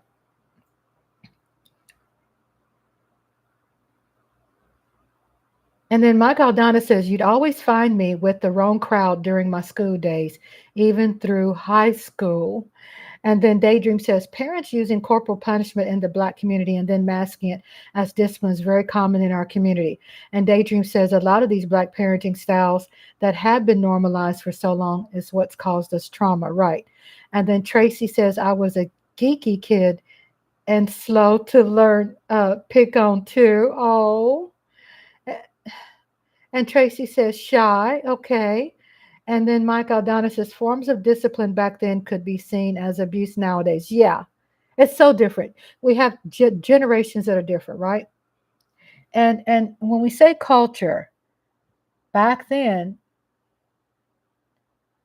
when I would get disciplined, I mean, I really was a smart girl. And I think back, right? Because I've had some resting time. And to think back and go, wow, I remember you start studying a trend. You go, wow, when my mother kicked me, when she slapped me, I mean, I'm talking about bitch slapped the crap out of me, right? Fire. That's how they did. Was it acceptable? Maybe. Years later, I'm identifying it because in order for me to live with what I've been through, I have to identify. I have to. Oh, Tracy, I love, you said you love fixing computers. Oh, I need you to help me fix mine. I'm joking, kind of. No. But the point um, the secret is no matter is first go back and understand generations. Understand the culture. Understand and find some respect to respect the times. Then just like me, I could say, well, my mom and dad did this, right? But also I'm living with the understanding that I understood why they did what they did. I understand that they had influences, social challenges, that they had parents that were harder on them, that there's not a one size fit all. You see? So I think in order to understand certain things that are probably forms of abuse or violence, there is different tiers of it, and not all of it's the same. And if it's abuse, is abuse, right? So, in order for me to become better, I had to understand and identify it. And I was able to identify where I was like, no more, no more, because it came out of them. Their attitude, their personalities. I was a grown ass woman. And my dad locked me up in our guest room where my husband and I were together and couldn't get out. Then I think back, wow, back in that day, I saw on the doors where there were hooks where my dad had locked my sisters in the room. I didn't know that until I went there and said, why is there a hook on the door? You know, one of those old fashioned hooks you have on the chicken door going into the chicken coop? Some symbols, symbolisms of some strange things. Then I start looking at land, and my dad willed me, not willed me, he signed over to me 20 acres of land. And I was paying taxes on that land for like 8 years. I found out later he just wanted me to pay taxes. I found out when I did study on the land that the land was flood zone. It was garbage land. I ended up finding the truth. Can't do shit with it. Can't do shit with it. I mean, that's tiny things. I'm talking about a long list of trifling ish. And this is when I say when you're able to identify. And me identifying everything just came maybe in fruition 5.5 years ago, even though throughout my life I had a lot of gulps. Like, you know what I'm saying? Like little Abner. Yeah. I had like, huh? Something make you like cringe. It didn't happen often, but it happened. It happened. And they thought they were really great in masking it. And then when they became older, they weren't good at masking anymore. Aha! Then it started revealing itself. It's when I started learning some things. The truth. They were using me my whole life, getting money from me. I'm working 3 damn jobs. I'm sending money to them, and they're sending money to enable my sisters because they were spoiled, rotten effing brats. I don't talk to them either for almost 6 years, and I am happy for it because if anything, I was the abused sister and daughter. It was like I felt like Cinderella. They used me. I was the workaholic. I cleaned and I did all the cleaning and did all this and got the whippings and everything. And it wasn't my fault. It's a whole lot of things. And I know you see me kind of wave my head back and forth. It's because me talking about it, I have gained confidence. It's me telling myself with my head movement, I've gained confidence. And I don't think it's just a Black thing. I think it is a culture because I've seen things that happen to Black people that also happen to white people, that also happen to Asian people, that also happen to Hispanic people, that also happen to people in Africa and people in Haiti and people in Canada. You see what I'm saying? I end up getting older and started going, it's a culture thing. It's of the times. Or it has a lot to do with the heritage. But understand, whatever race you was in, that you still experienced some person of authority that had an impact on your life, whether it was good or whether it was fear. Like the story I read, Telltale Heart by Edgar Allan Poe, which I was doing an analysis and found out that could have been a Black slave that killed him when he was in the bed with the evil eye. You see how as we grow, books upgrade themselves, our interpretations upgrade. So we have people like Nodulist and Daydream have more access than what I had growing up, right? And so we end up becoming more enlightened, and then we fight very hard in politics because politics is life. To vote in people that we believe in, to vote out people we don't like. And it would change the trajectory of governing locally and nationally. It's just how it is. But my age, I end up learning that there are Black people,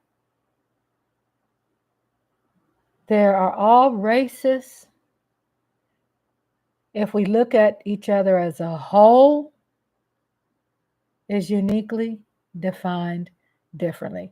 Go behind every door in this country, and believe it or not, it's going to be different. People, I think what happens when you're around somebody for years, you end up creating your own ish. You know what I'm saying? Your own stuff. You'd be surprised. You open up a door and go in this one. Hoarders, probably in that environment. You're over here. Probably there's some toxicity in the other neighbor's house. Probably seem to be well-to-do people, but they got some toxicity over there. You see? So I think pretty much everybody does. There's no such thing as a perfect family. I think what we could do as individuals that we can, if we do have control, if we can, work on building your faith, journal, read, um, study patience, study resilience, put yourself above the other traditional crap stuff that seems to be popular and trending. You don't have to be trending like that, right? I'm not going to ever be twerking. I'm not going to judge people who do it. Okay? I'm not going to be like acting like I'm better than people who twerk.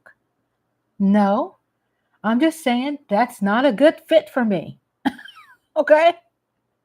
Some women can do it. I can't. Yeah. My God, dancers, make your own trends. I can't. I'm not good at it. I need to stick what I know.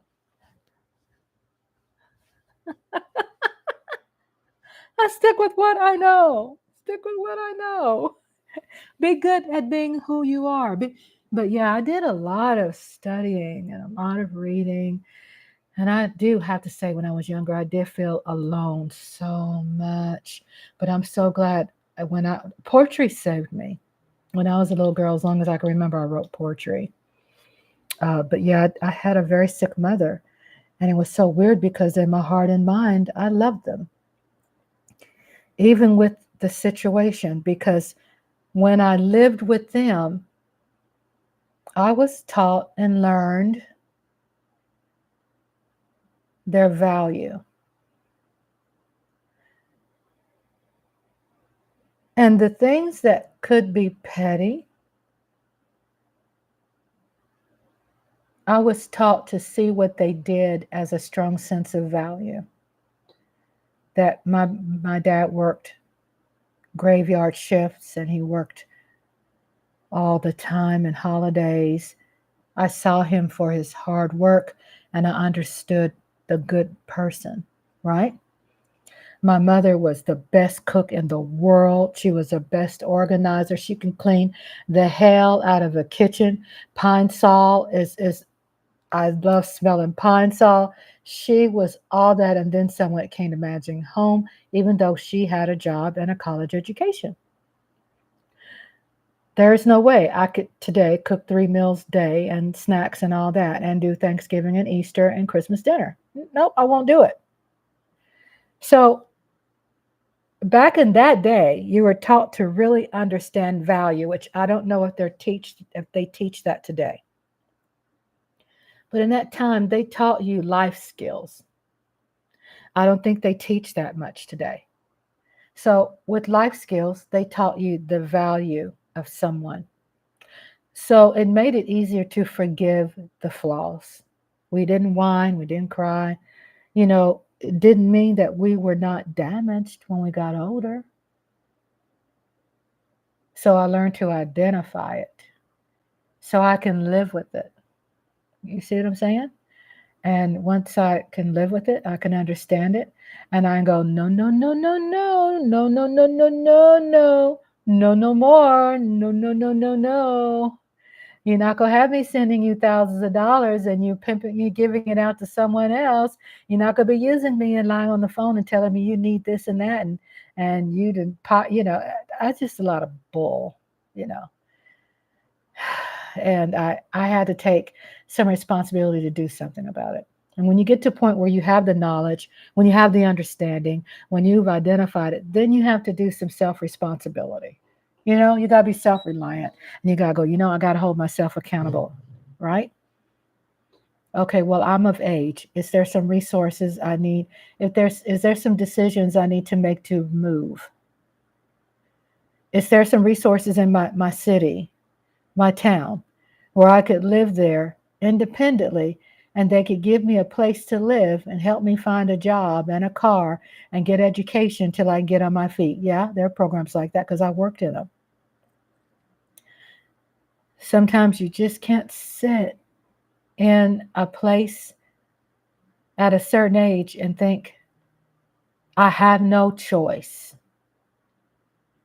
It's basically just learning how to do your research, get in the phone book, know the questions that you asked, know the questions to ask, take lots of notes, and build.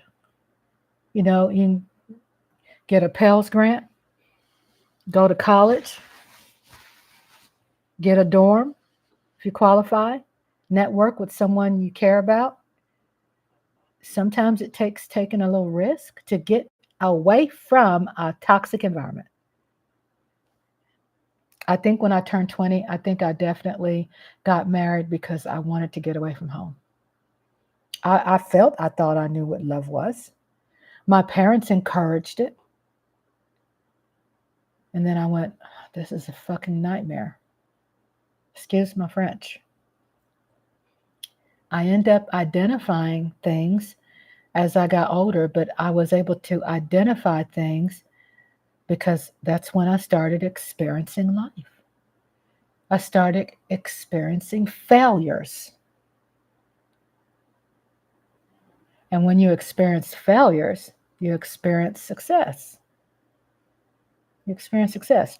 Mike Aldan says, sometimes you just have to mind your own damn business regardless of what others are doing, right? I put it damn in there. You didn't say that, I did. I know. I'm a fan of such and such. You know who that is, Tim Walls. Sometimes you just have to mind your own business. So what did I see Coyote write early? I don't think he's here still. But was that Mike? We were talking about also football. And I was up all night. What has your girl been doing? Well, I've been doing movies. I've been doing music producing, which you don't hear women producing music back in the 90s. And I learned how to produce my own songs and my music and my tracks because I didn't want to compromise myself by hooking up with some producer and had to compromise and, do that kind of thing in order to be a singer. So I didn't become famous because I wasn't going to do it. The casting couch stuff, I didn't. So nope, it ain't going to be for me. So I moved forward and I ended up advancing this just last year, producing movies. I've always been like a computer operator, not a programmer, just an operator. I'm a good operator. And so I've learned a lot about how to do movies and transitions and movie editing and colors and all kinds of wonderful things, right? Because all that work is my work when you watch my movies, except for the film itself. Excuse me. So what that means is I worked on 2 movies. It was a cartoon for Saturday at 1 o'clock, nostalgia, with Halloween cartoons and Halloween commercials. And then I had like a double feature and some great Halloween cartoons already. I posted them both. YouTube blocked them. Bam, bam. I'm like, I'd be darned. Why did they block them? I've been trying to network with YouTube for quite some time. And what they're not telling me is that, YouTube has their own movies. And not only just movies that you pay into like a cable program, but YouTube has also a movie channel. And it appears that anytime, even if it's public domain, it's public domain. That means it's open for anyone to use. If you're trying to upload that same movie that they have, okay, Daydream, I'm going to check it out. And YouTube has some little spiders in there that will block it. So I've been on the phone because I put so much freaking time. I've been on the phone. I've been getting new training. I've been trying to set out some feelers to network with some other people if they know what's the deal, right? Because I've just been doing this for a year and a half. And so it's been challenging for me. And I said, I'm going to take a break. I worked on some shorts for the past couple of days. I like what I've been working on because what I want to do is use these lives that I've been doing and also reconstruct them because not everybody's going to sit down and watch a 2 hour live. So I can deconstruct them and make like shorts, and it'll be about me, and I'm not reusing anyone else's content in case YouTube continues to build on this farce of a rule. You can't reuse content, but if you add your own stuff and creativity, and I do that, then blah, blah, blah. There's always these fine lines. So it's been interesting uh, journey. I've been like studying, learning, writing notes, and regrouping. And we'll start back up tomorrow because usually I'm 2 weeks in advance with my movies, and I'm just like, got a watch party tomorrow, which is the trilogy of terror. I'm excited about that. Oh my God. That's public domain. Even though you can go through the checks and balances and scan and all this through YouTube, and you could have it up there and it's approved, then some sucker can end up just lying and click and report you and say, oh, this, I have copyright on it. And then you got to go through, if it's not 90 days, then you got to appeal. Sometimes people don't appeal. Then when you appeal, then you go through 10 days to see if they respond. They reject the repeal. Why? Because someone has a copyright that's not in the Library of Congress. It's not, I don't have access to it anywhere, you see? So it's complicated. Movies are very complicated. I love it, and I'm not going to give up. So Mike says, sometimes you just have to mind your business. And Michael Down says, I'm not sure about the Cowboys anymore after yesterday's show. Daydream says, I just posted Leo Kate. And Najee said, I told Daydream to make a Leonardo DiCaprio and Kate Winslet video, and she did. I can't wait to go see it. I promise you, I'll go see it. And the shit show that Michael Don is talking about the game. So, believe it or not, I didn't see any of the games yesterday because I was up all night before, and I'm going to share with you what I did. I end up working on some things, learning some new things, because I'm always learning new things because I don't want to ever be dependent 100% on just one thing that I'm doing. I always learn a lot of things at one time. And I end up getting up 2 o'clock in the morning, and I ended up just writing notes about the game. I was sitting here watching Mark. While I was doing my work, I watched Mark's whole show. I think the show was like 6 hours, 6 to 8 hours, something like that. And I was caught up in the emotion of it. And I think that's probably what really drained me was the game, right? And I know we probably all woke up. Where's my notes? I wrote them the other day. I know we probably all woke up feeling drained. Like, dang, I didn't drink. Why do I feel like there's a hangover? And I ended up writing some notes, and I said, well, I'm going to immediately, because I was stressed over it, about the game, the Dallas Cowboy game. I was stressed over it, and I started writing notes. Here it is. After I dumped it on paper, I felt better because I started to do a video about the game. I said, excuse me, y'all. I said, nope, I'm not going to do that. I'm going to remove myself from being upset. I already journaled it. I wrote my notes. I got it out of my head. I'm feeling better now. I don't know if y'all can see it. I did my notes. And for it, I feel better. Because I noticed with the notes I wrote, it had a lot to do with, once I dumped it on paper and got it out my system, I started saying, I am not going to put that much time into doing a video about my feelings. Let other content creators do that. Let me take this and use it as an opportunity to work on something that I can control. Bam, there it is. Y'all out there taking counseling and guidance, and you have a therapist, use that. I have toothpaste on my teeth. I'm sorry. Uh,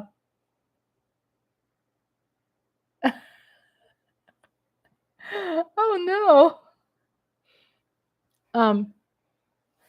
So I said, no, I hate that. I'm not going to waste my time crying about that. It will be a waste of time. There's enough people out there cried about it. So I thought about how can I sit back and approach this from a healthy position where I'm going to feel like I'm benefiting myself and not wasting my time. So after I got through writing my notes and journal about it, got it out my system, then I was able to really focus on what mattered to me because it was that stressful. And then Mike Aldana says, I didn't watch the game in real time. Thank God, right? I mean, I didn't either. I wasn't there. I was working. I was sleeping. Then I got up late and I started working in my own little cocoon in my bat cave, working on some shows and writing down some notes and doing some things, right, for the channel. And sorry about my itchy nose, y'all. I'm not trying to do my nose and pick my teeth. I'm so sorry. I'm human. I need to drink me some water. Y'all taking a water break? Tracy? Mike Aldana, Daydream, Nodulista? We got to get the water in. Sorry, I'm looking at my teeth.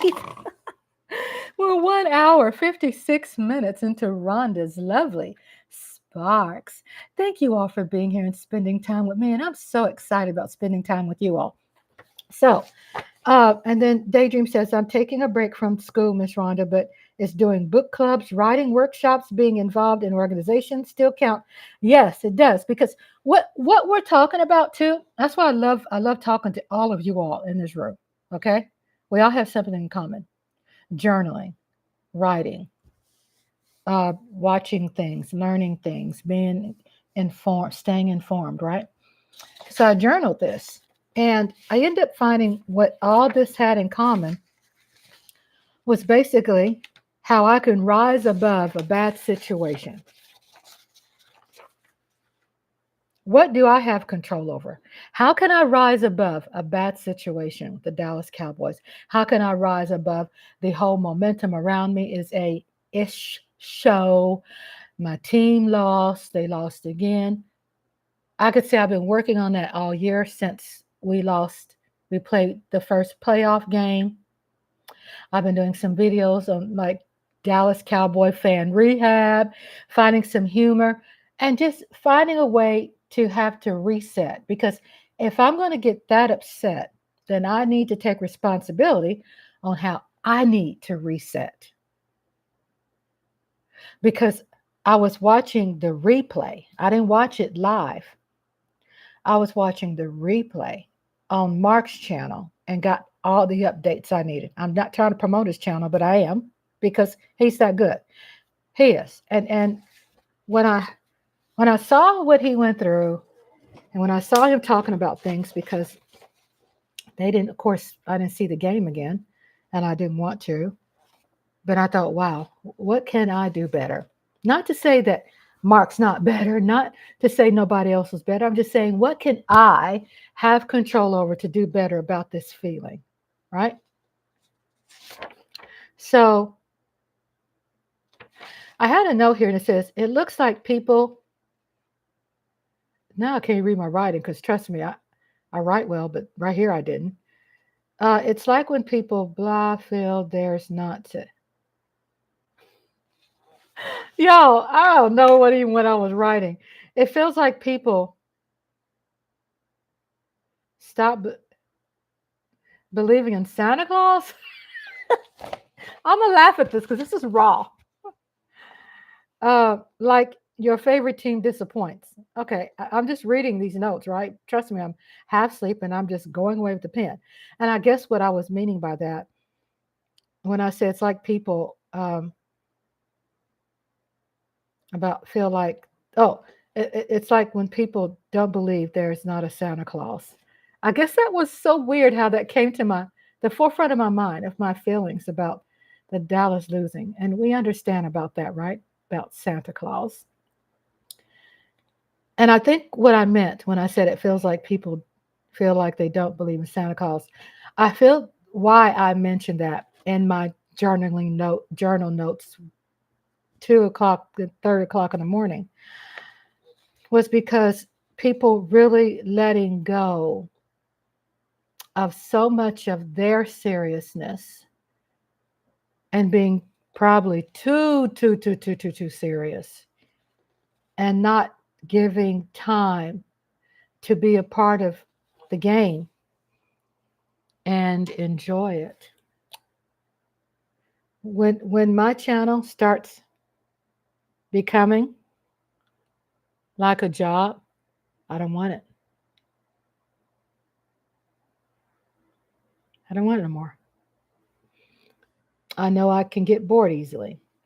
So I make sure I'm at a pace and I'm doing things as long as I feel that I have the control of counseling, rescheduling, but not making a habit of that, but not feeling like I'm at a job either. Sorry, I'm trying to get my lips done because the moisturizer, I have this light straight on my face and it dries out my lips really bad.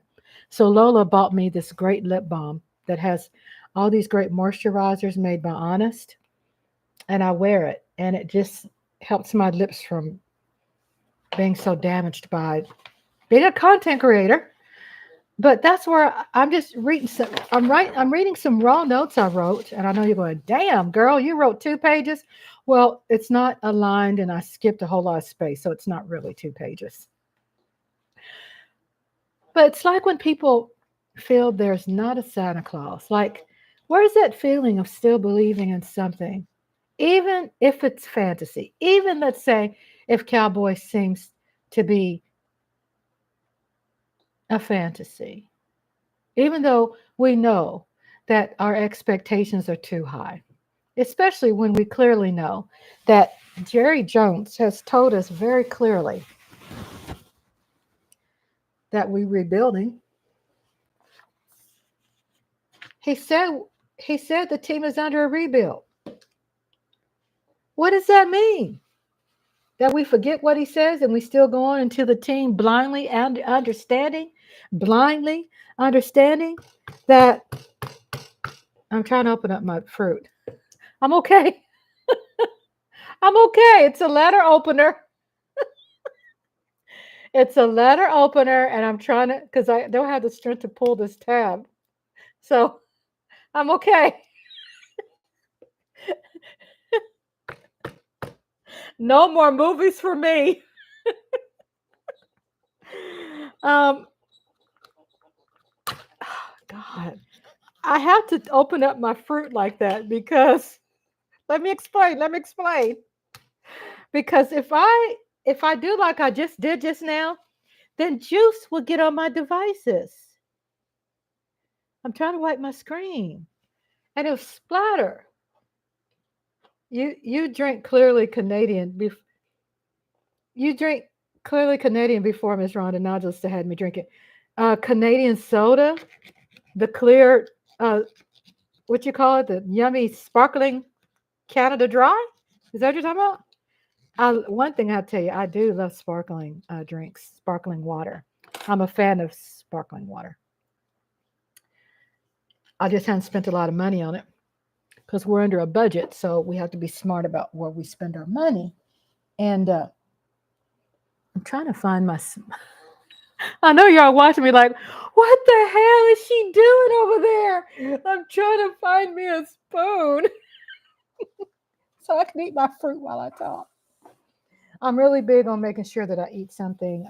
So, tell everybody put something in your stomach where it's fruit. I said peanut butter and crackers. I said watch your sodium and your salt, your packaged foods. But if you're in a hurry, don't skip meals. Eat a banana. Okay, so I got my spoon. Now I could talk. Uh, and we know that we had a lot of injuries. We had a lot of key players out. Honestly, do we look in the mirror and we go, what can I expect from this game?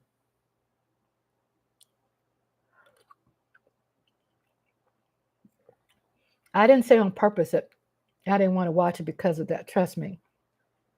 I wanted to watch football from that morning to night. I just couldn't because I was up all night and I was like, oh. So resting is important, right?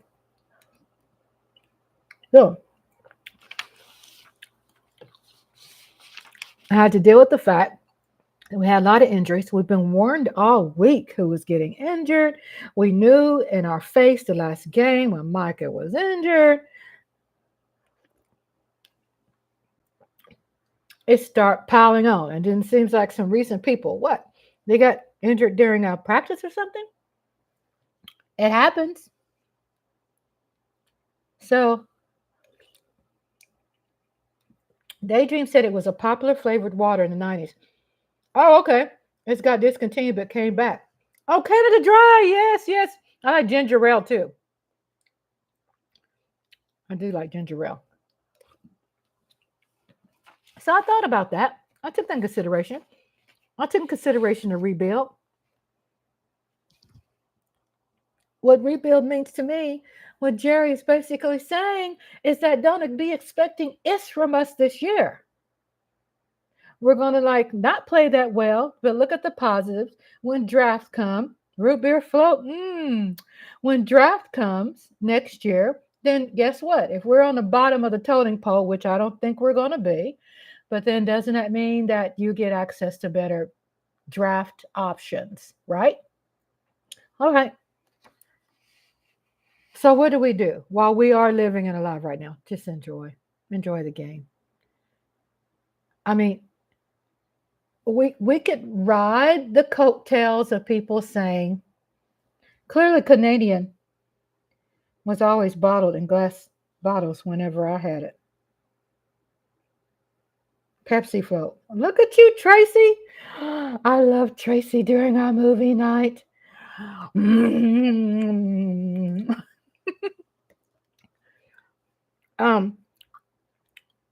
We could ride the coattails, and it's good to ride the coattails and listen to people talk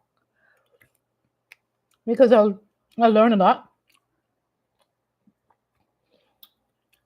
I learn about the science of football. I don't know the science of football, but I think I have common sense to kind of put 2 + 2 together equal 4.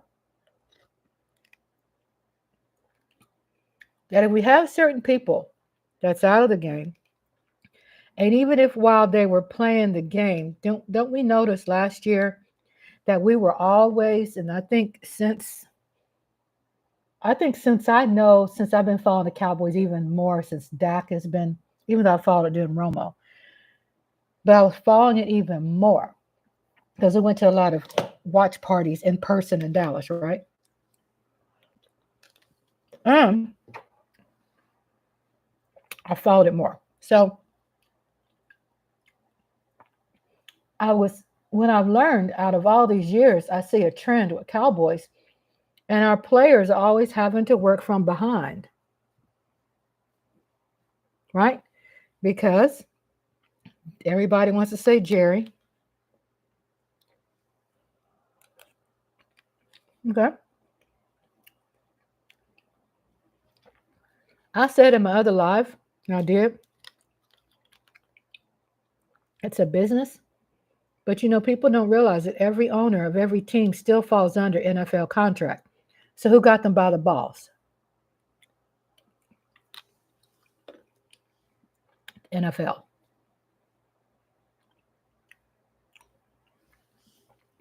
Can the NFL get rid of a coach, an owner of a team? Yeah.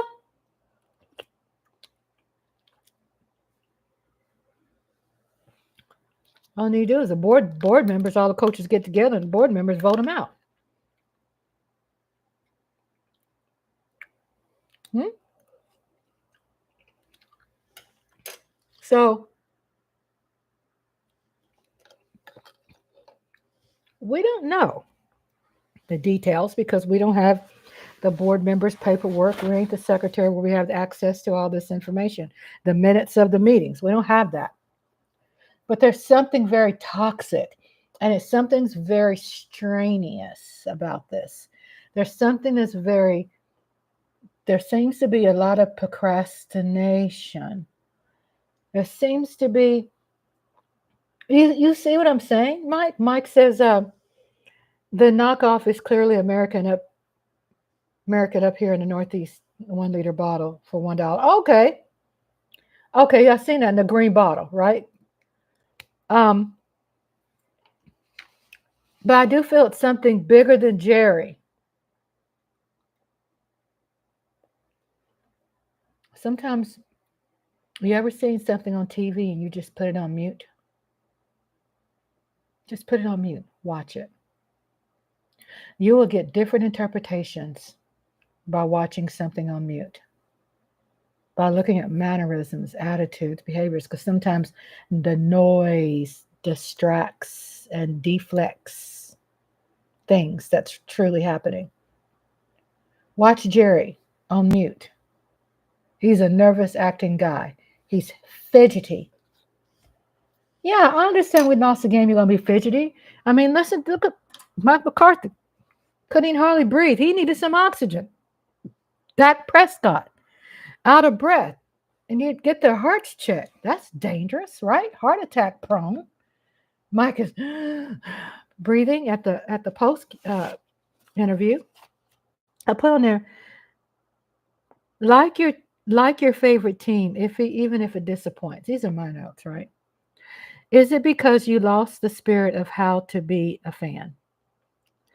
Throw away the stats, the contracts, and what you feel is competitive, and go back to the dirt, the foundation of how it started, as known as raw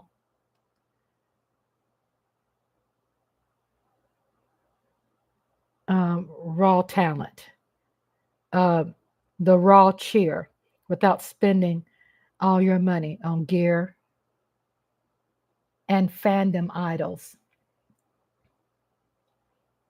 and gambling,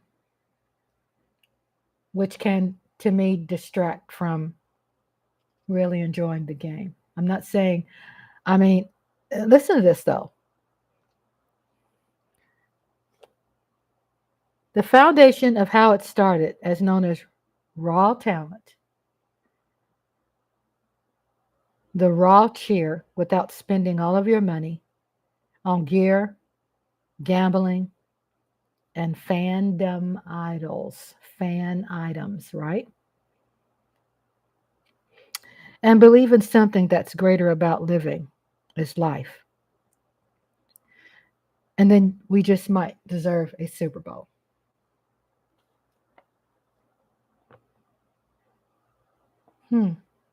We just might deserve a Super Bowl. If we can get back to that, is it going to ever happen? Probably not, because we got too many people I mean, look at those, what, hundreds of thousands of people in the stand? Too caught up? I mean, is that a combination of an energy when it becomes dark and angry? Does that affect a team's outcome? Yeah. They say, well, okay, at home, when you play at home, you should be winning. I'm just saying, whatever it may be, it affects human beings. It does. I don't think it. Yeah, I mean, they can say, well, when you play at home, you should be winning. I think if something's off, it's just off, and it could be really on. And what does that mean, Rhonda? If you say it can be really on, it can be that.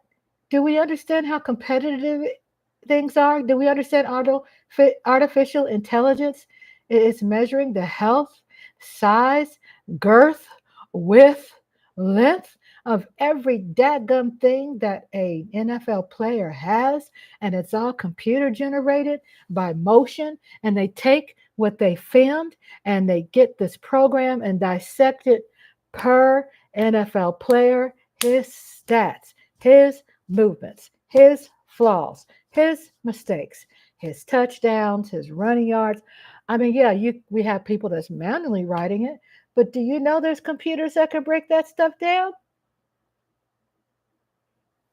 So it's hard to have a human analogy and breaking that down to something that's artificial intelligence. Artificial intelligence is telling people how to make play calls. Artificial intelligence reports tell us this person is not ready to play. Artificial intelligence is telling us that this person on the opposite team, is going to be stronger than Tyler Guyton.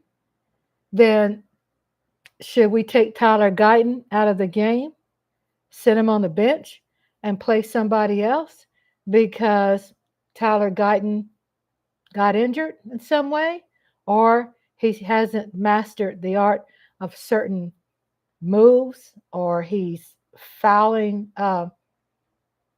too many flags? You see, so there's a lot of, like I said, that you got these bosses and stuff are getting printouts and they're going like, I want the printout, I want the printout. And that really has taken the place of a raw game. Just the game. It has. Is it ever going to be like it was? No. So what do we do about it? Can we do anything about it? Yeah, we could do some with ourselves. Don't spend so much money on the gear. I mean, have fun. I have some gear. I have some cowboy gear, but I'm not going to go broke trying to get something. I pay $100 on a shirt. I just wear my Dallas Cowboy necklace. I can still pay, cheer for my team. Another $100 can go to an oil change, sack of cat food, my electric bill. I mean, you understand? So you get people that get financially, caught up in this. If you can financially afford it, that's a different monster. But then I go back to this old saying I could hear my grandmother in my ear. God doesn't like you worshiping any more idols before him. I don't know, Tracy, I get that right? I probably didn't quote it right. Don't worship any gods. Don't worship any gods before him. The God's a jealous God. How do we go so far? We can be fans, right? We can enjoy the game. But what sets you off where you're going so far that you have a heart attack? That you put up your house for a loan to buy some season tickets, that you've gambled and skipped out on your rent so you can gamble and bet the Cowboys is going to win. Don't you know a lot of those times too? And I'm not trying to interfere with anybody's sponsors, for the games that they have sponsors that are sponsoring their YouTube channel. Not against that, but like Mark said earlier, you got to gamble responsibly, because someone in his chat room was upset because they lost money. And Mark got on his ass. And Mark was like, hold up. Hold up. Wait a minute. Gamble responsibly. You just don't just put yourself out there. So are we saying that these internet things are interfering with our mojo? Probably. Probably people are just getting too pissed because they are invested. They have vested something or sacrificed something, or a relationship, or they bumping heads with somebody, or people at work and the stress. Oh my God, I got to go work on Monday. I got to deal with the, blah, blah, blah. And this Eagles fan. I mean, sometimes we can go too far. Sometimes, right? Sometimes you just got to reset. And then I put on there, it's like when people, let's see. There are some things we can learn from Jerry. Oh my God, did I say that? Oh my God, did I say that? I did. There are some things we can learn from Jerry. Jerry he's a survivor. Hello, 80-something years old. We don't underestimate people who are old. I love old people. I'm getting older, right? They have a lot to teach us. It's just a lot of people are not listening. They're not listening. Their go-to is to make fun and light of the matter. Jerry is vested in other interests. Okay, So yeah, we do hear that he's invested into a lot of things. He's supposed to be. He's a smart businessman. Everybody knows if you're wealthy like that, that you're forced to invest money into stuff. If you're going to make money, if you don't invest it, what you got to do? Pay taxes on it?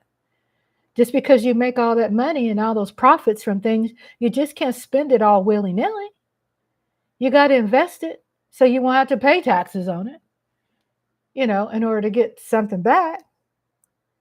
I mean, a lot of people are just living what on liquid assets. They're just living on things that are there's a liquidation of things, and it's vested into hard assets, and the only thing you get from it is what you get from whatever. But it's not like, oh well, just got cash, just $1 million in my pocket, $10,000 cash in my pocket.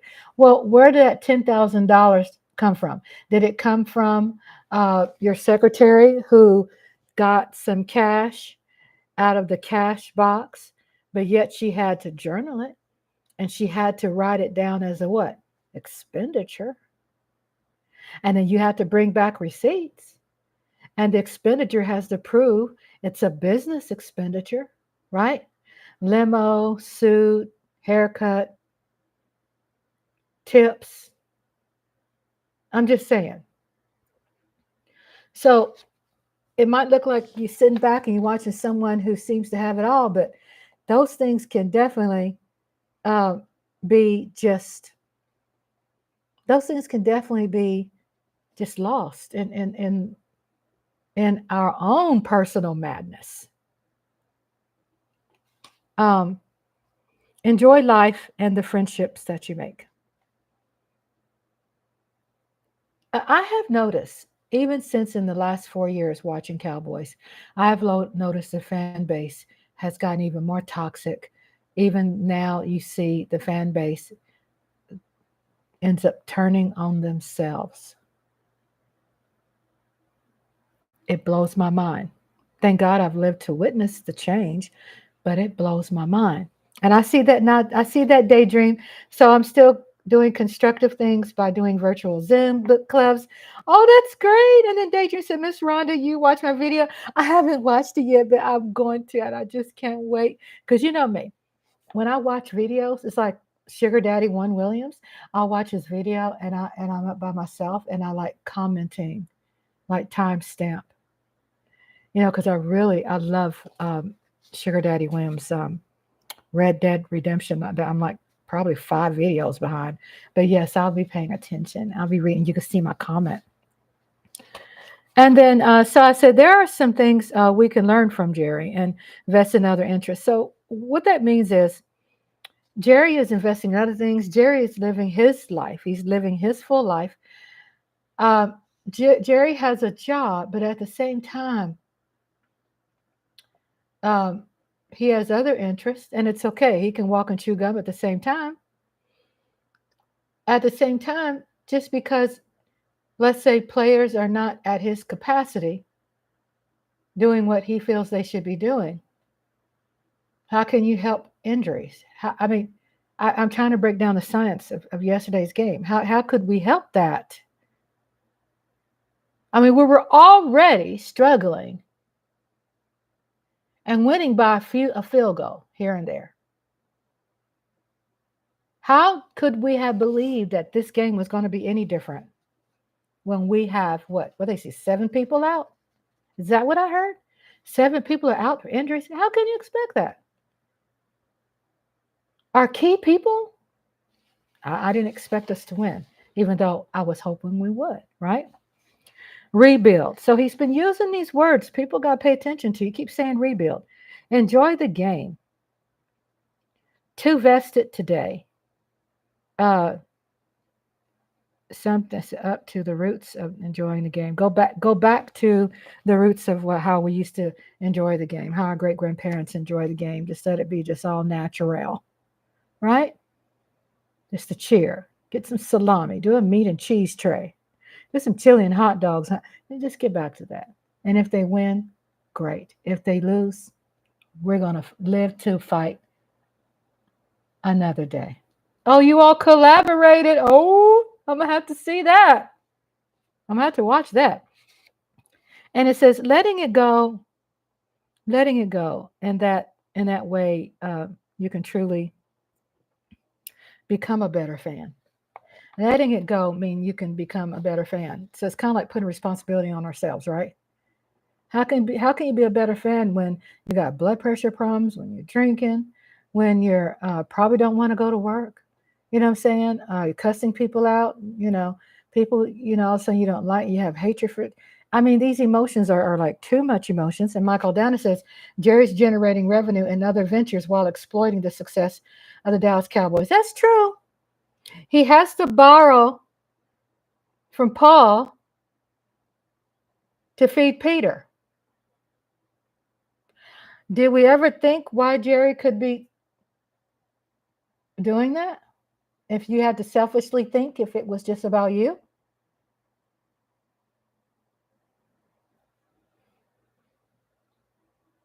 Has there been a loss? I mean, people hadn't paid attention how COVID has really affected people financially. Has there been a big, huge dip? Yeah. Are owners trying to recover from that? Yeah. We kind of forgot COVID, right? We kind of forgot how that's affected the business. We kind of use, well, someone is out of the game because of an illness. They're not telling you if they have COVID or not anymore, are they? They're not telling you that anymore. But they're saying, oh, they're out for a mysterious illness. People just are not out for a mysterious illness. There's something that they feel if they say something else, then guess what?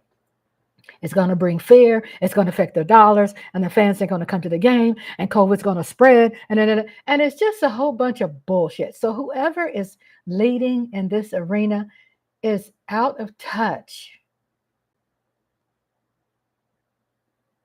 I understand you go, well, Rhonda, there's your conspiracy theories. Well, conspiracy theories is basically the truth that nobody really wants to talk about. In my opinion, Jerry just one selfish bastard. Yeah, but Jerry, we might look at. I agree, but we might look at Jerry as having all the control. Who do we know if he does?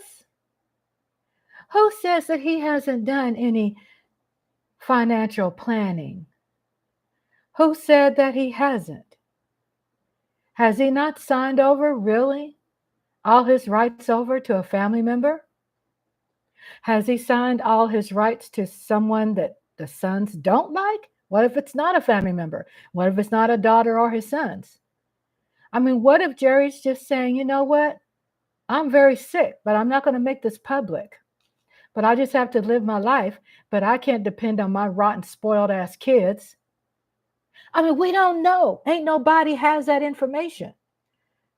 Jerry has been really good about keeping things secretive.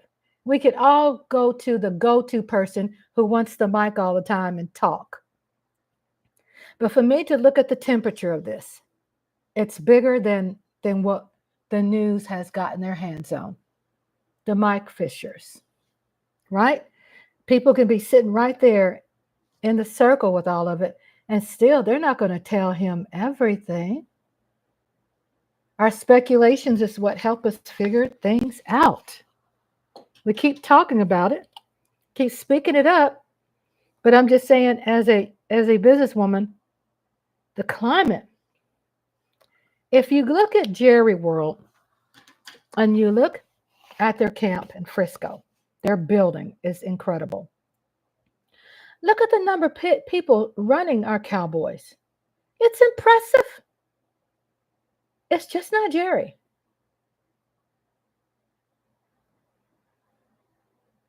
Who has the power?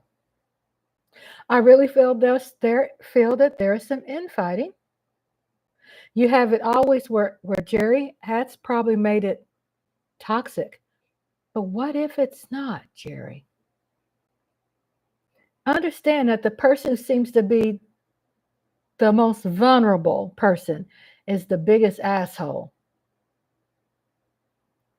It could be some threat where Mike McCarthy would take it from out. Do you know how many times I've seen businesses being overthrown and taken over, the big takeover? It can happen. Did Jerry violate anything?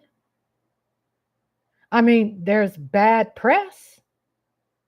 Is that violating the board of directors, the part of your ownership position? Or maybe you got some baby out there and you got a woman who's filing charges for sexual assault, and maybe the NFL has had to use their insurance to pay some chick out of pocket to shut their mouth up because of Jerry. So guess what? All of us just heard about Diddy. I mean, not just heard about him. We've been hearing about this for years, but I'm saying more clearer evidence. Usually, clearer evidence does not happen until when it's too late, when you're already going to be arrested. Jerry's been very close call into getting in trouble. I mean, like locked up. Then all of a sudden we laugh about it and we go, well, and then he doesn't. He lives, he don't die, he multiply. Mike says Jerry's keeping it all in the family. We don't know. We don't know the paperwork. You know how many times I've seen paperwork? Let me tell you an example. There's a family here that's been around more than 100 years. I'm not going to mention the name, not trying to keep secrets, but they own a funeral home. I'm serious. They've been around since dirt before my hometown was established as a town. They've been around. Back in their day, early 1800s, they owned a funeral home, martial shop. They were considered, now understand, trust me, they weren't making all their money off of a funeral home and a flower shop. Shame, shame, shame, shame, shame. No, no, no, no, no. What is their other vested interest? Oil? I worked in oil and gas business over 20 years.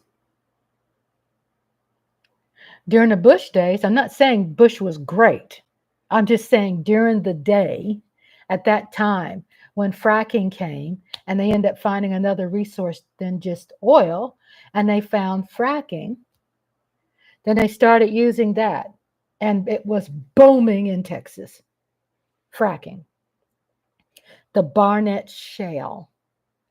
They go into that different fault line and they're able to bring out fuel, right?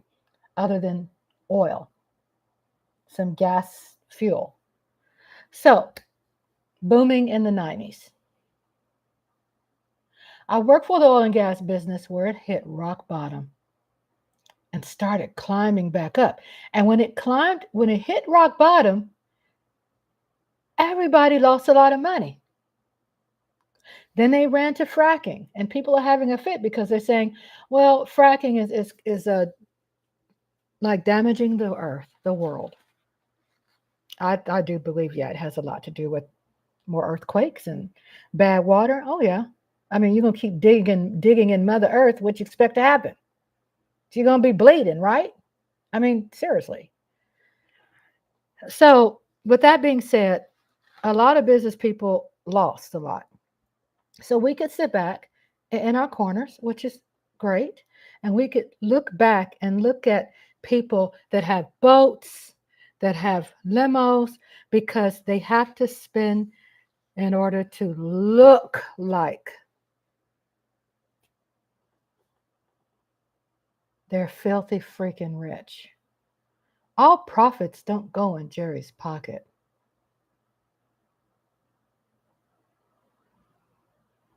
A lot of the profits goes back into investment, right? That's how you can't, that's how you make a profit. He's gotten to a point where he's gotten wealthy because things have interest, and it's finding a way back into making him probably a little bit more money, but his assets are probably paid for, and he's smart, right?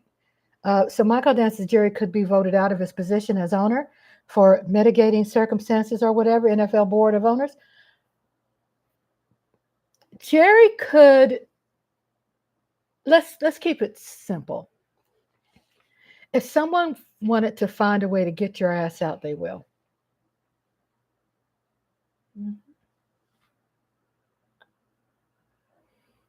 If you're a target.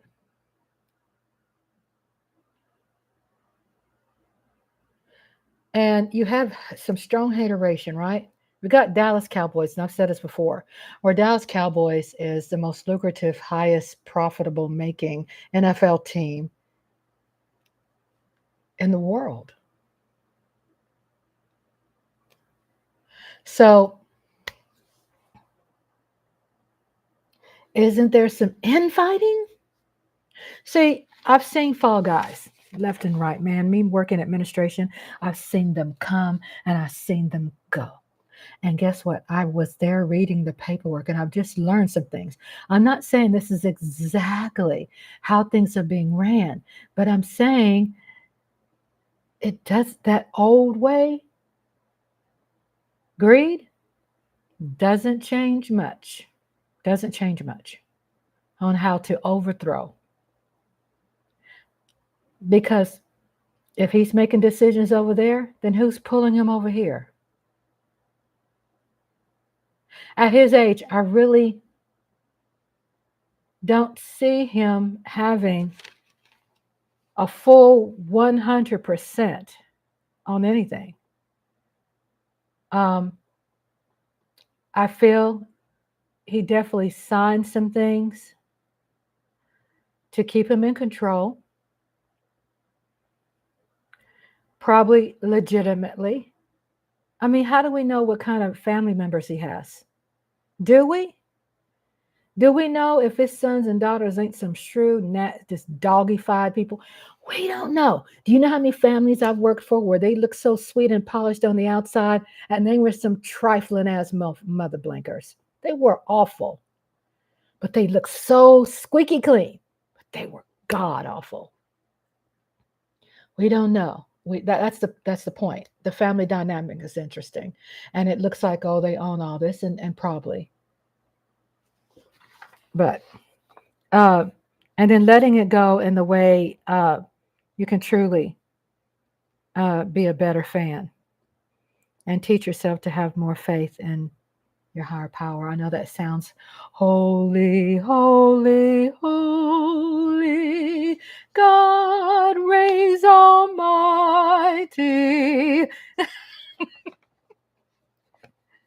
In three persons, blessed Trinity. Cooking the books. Look, let me tell you. This Diddy thing has shook some shit up. And they've been saying, okay? And I read more into things because I could hear more things than what people are actually saying. Let's say these billionaires who happen to be white, that P. Diddy ain't nothing but running the interference. He ain't nothing but a small little pea in a pod. He ain't compared to the more wealthier people out there. What does Diddy have to do with this? Because freak offs. Jerry Jones know about that. Anybody with money knows about freak offs. Money like that. They travel international to be a part of, messing with these young kids because they have no really laws. They pay them off, shut them up so they can still do their dicking around.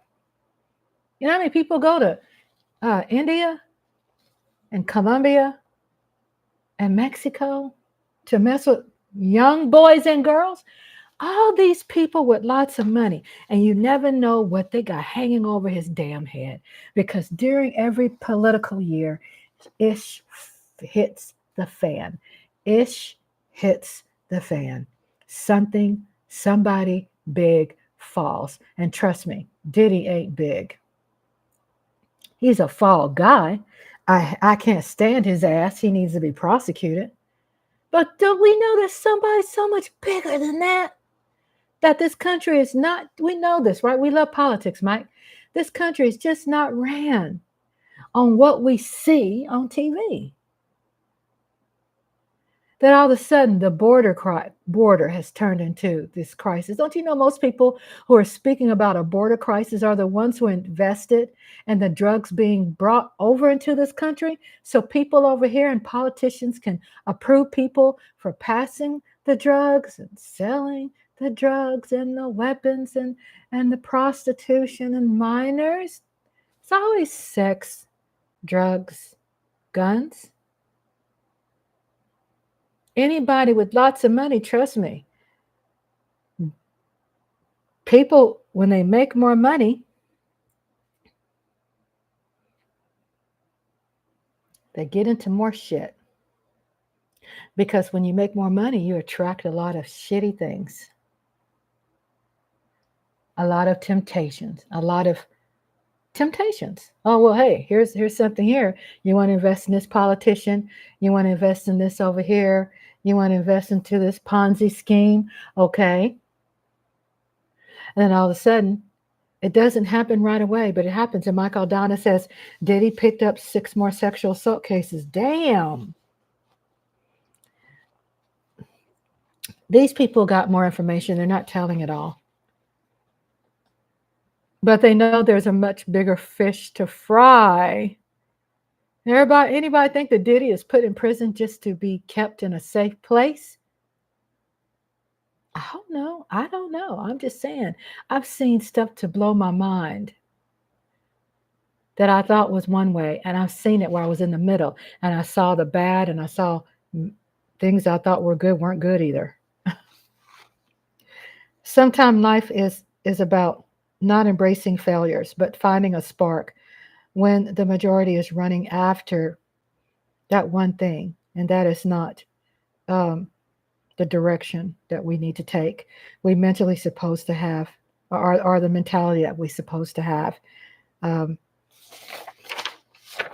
I stopped. I was like, it's like when people, and I stopped. I had that to get off my head, and I was done. Because I was going to go live last night, but I wanted to put myself first and do something for the channel, and then, do my thing. We can speculate, but we know all the truth is going to come out in a book after Jerry dies, after everybody dies. Everybody's dying like crazy, and then we'll see the truth come out probably 10 years after in a book.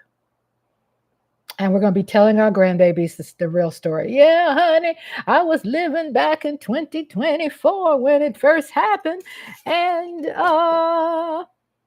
back in the day, O.J. Simpson, yeah, sure did.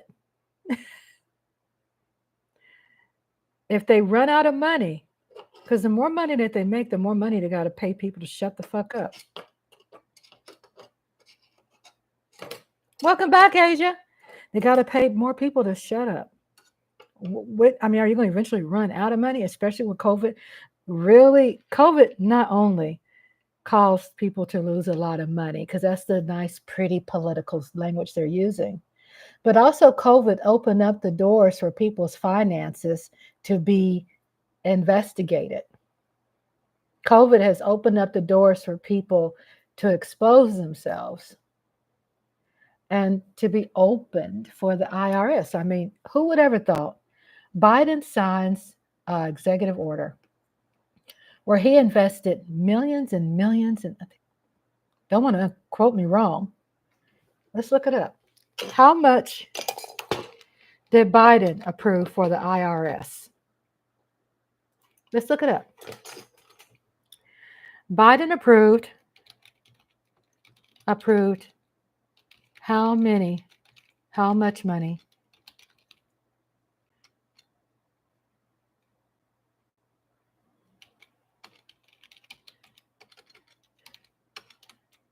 Into the IRS.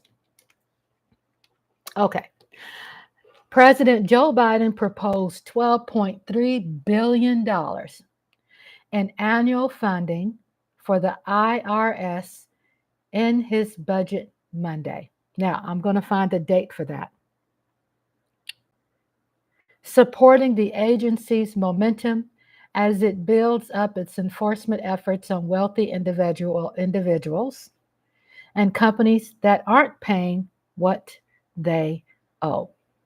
Let's see when this was. 12.3 billion. Are you ready to hear this? Now, it does say propose. This is dated March 11, 2024. for. The proposed IRS annual funding for its fiscal 2025 aligns with 2023 levels, though is a drop from Biden's $14.1 billion pitch. Okay, so let me see if I could find, did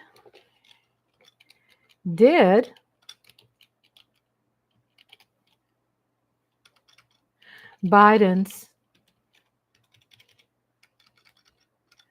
proposal get passed to invest money into the IRS? Let's see what it says.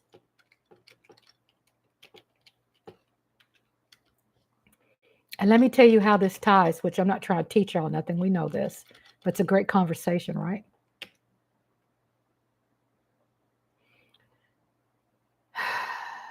Now, this says here, 2022, the IRS set to get billions for audit enforcement.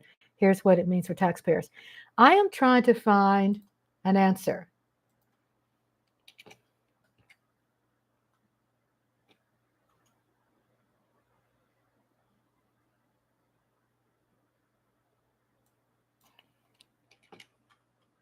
Okay, copy paste, and let's see what happens.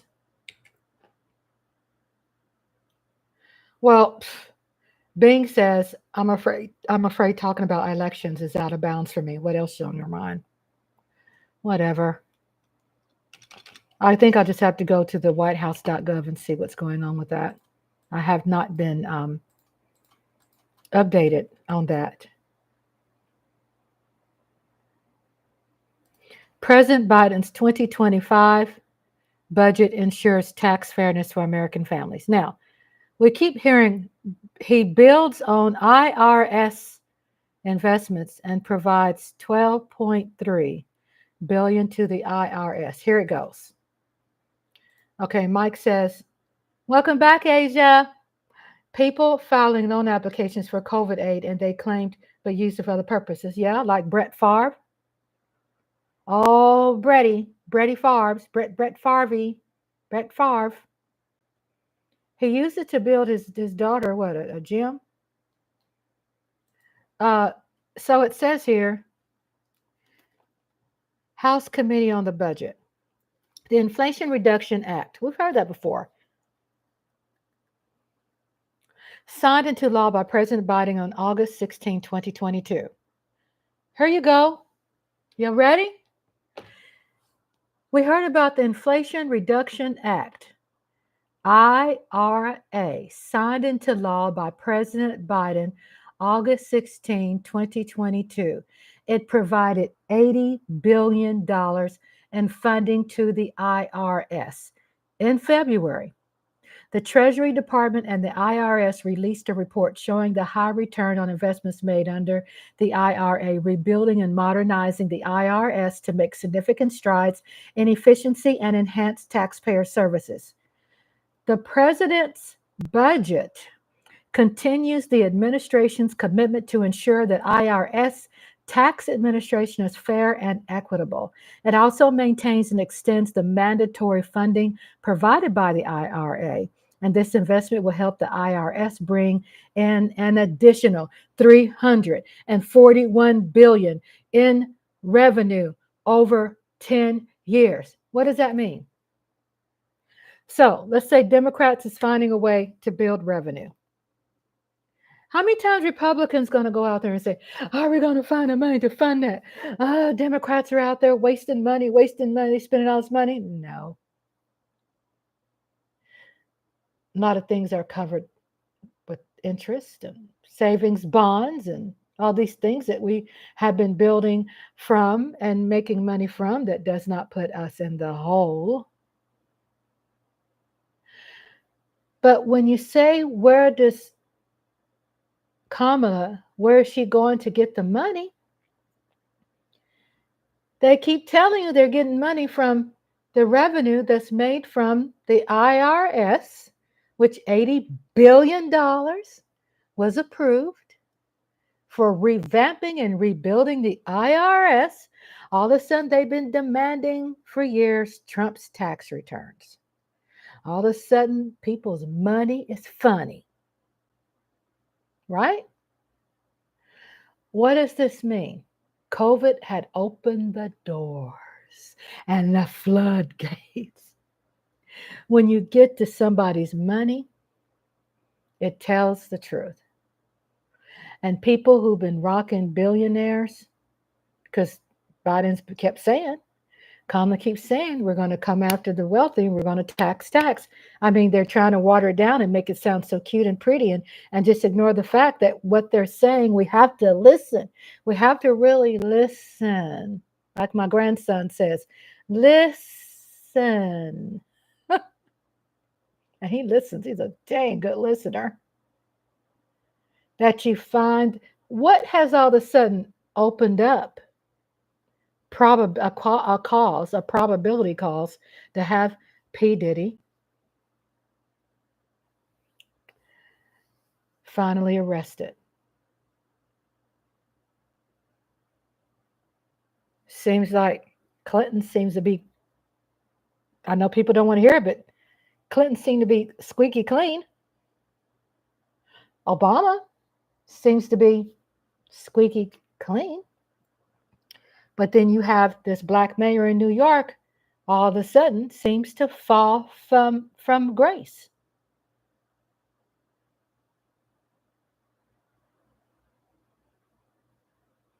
What has he been involved in? What did they find? What did this $80 billion budget help find what he was doing? Because Homie, who is the mayor of New York, governor, mayor, and the mayor, changed his tone after he got voted in. All of a sudden, the MFers started talking Republican. What the? Right? Like, what the hell happened to you? What changes people? Democrats were wearing masks. Fake Eric Adams, yes. Fake mask. They wearing these masks. Oh, I'm a Democrat, but I'm really doing Republican shit. Oh, I'm Republican, but I'm doing some Democrat shit. Shit is shit. Democrats have went down too. Texas is investigating that. It does appear that more of the criminals get to stay in office in power. You know why? Because they don't mind being the fall guy. Because if Trump wins office, Trump has made these damn promises that I'm going to do what? Get you out of prison. I'm going to pardon you. I mean, no one's come up with Biden's pardons yet. So what's going on with the rhetoric of that? It's what you don't hear in the Republicans' campaign. I've been talking about Biden's pardons, and they're not talking about anything about the IRS getting $80 billion, even though we know this. But they're not talking about the IRS, and they're not talking about what? And then we say what? Within the last month, Kamala got over $1 billion in campaign money. And she's spreading that. We're spreading the news. So everybody's tune changes once they make a little money. The temptation, boy, the fall guys out there, they're just falling like, just falling out like crazy. And guess what? Politics is in the middle of it. People who, I mean, sports and politics, yeah, but sports is there. I mean, the people who are business owners, are NFL team owners, are NFL owners, trust me, their campaign dollars are invested, and two, their money is invested into campaigns. How do you think all these people get all this money? They're not just getting off of green ready jobs, you know. People like me, okay, I'll give you $5. Mm-mm. And the people going to be kissing the ass, other people, of whoever pays them the most campaign money. It's all a game. But how does this tie into football and Jerry? Because NFL is one money-making son of a gun. It's the biggest black employer in the world. It's the NFL. which does have connotations of slavery mentality. Even though everybody's treated like slaves. Even though black people are always going to be on the bottom of the rusty bucket. Anybody ever thought that with him making a decision about Dak Prescott's contract has a lot to do with someone trying to F Jerry over for his decision of doing a contract like that for a black man? We know it's always about being black and white. I don't want it to be like that, but it's the politics of this fucking country. Whether regardless we like it or not, it is it. So you think someone breathing down Jerry's back because he's always making some groovy decisions for black people? Dak Prescott. He has. He's made T.I., he's always made some really big decisions that you never would think Jerry would make. Did we ever think that he's making these decisions against the status quo, against the cigar club of the NFL? I really don't hear anything about Jerry having a great time on a boat with NFL board of directors, or him getting along with Goodell and they're gone golfing. I just never do. I mean, it's what people are not saying. I don't know. I just got to say, being a black woman, I do see some things that has curled people's toes, what Jerry has done when it comes to politics. And people out there, even a lot of the fan base of Dallas Cowboys, hate Jerry because he got on one knee for Black Lives Matter. And then he stopped it. He stopped it. He changed it. Why do people make a U-turn that damn fast? Because someone's breathing down your ass. Someone's breathing down your neck. What I'm saying is that I noticed these racial things going on.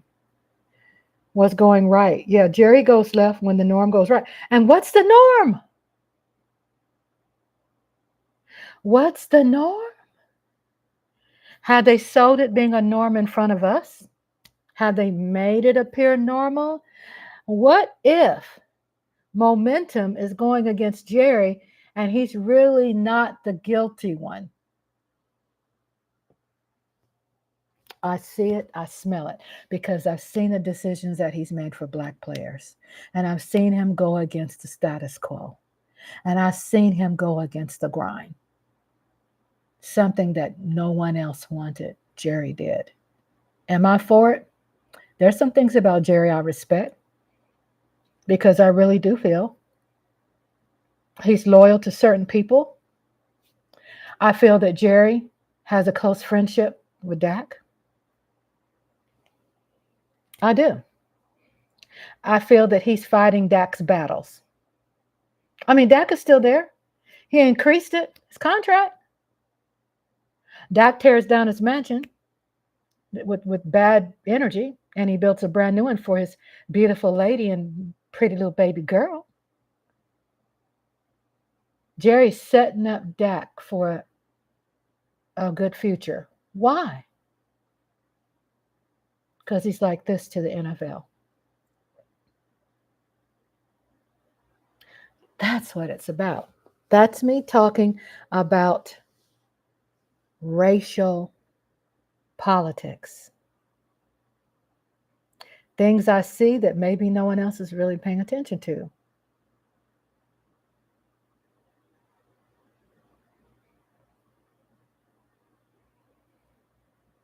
He's always went against the status quo. He's doing his own thing. He's his own island. He's probably hiring a bunch of people that the NFL hates and can't stand it because, like, God damn it, you didn't hire my son. He graduated from Texas A&M. I told you to hire my son. He hired Dak. You replaced Dak? You replaced Romo with Dak? When I told you I got a son You understand? So racial tensions and race cultures have changed. Who mysteriously put out a picture with Jerry Jones standing around a bunch of there's white kids out there and they like doing some seems to be some racist antics, right? Who said that Jerry was there a part of it? Was he curious? Did he see enough is enough? I mean, he had most of the people that's working for him are black people. I mean, come on.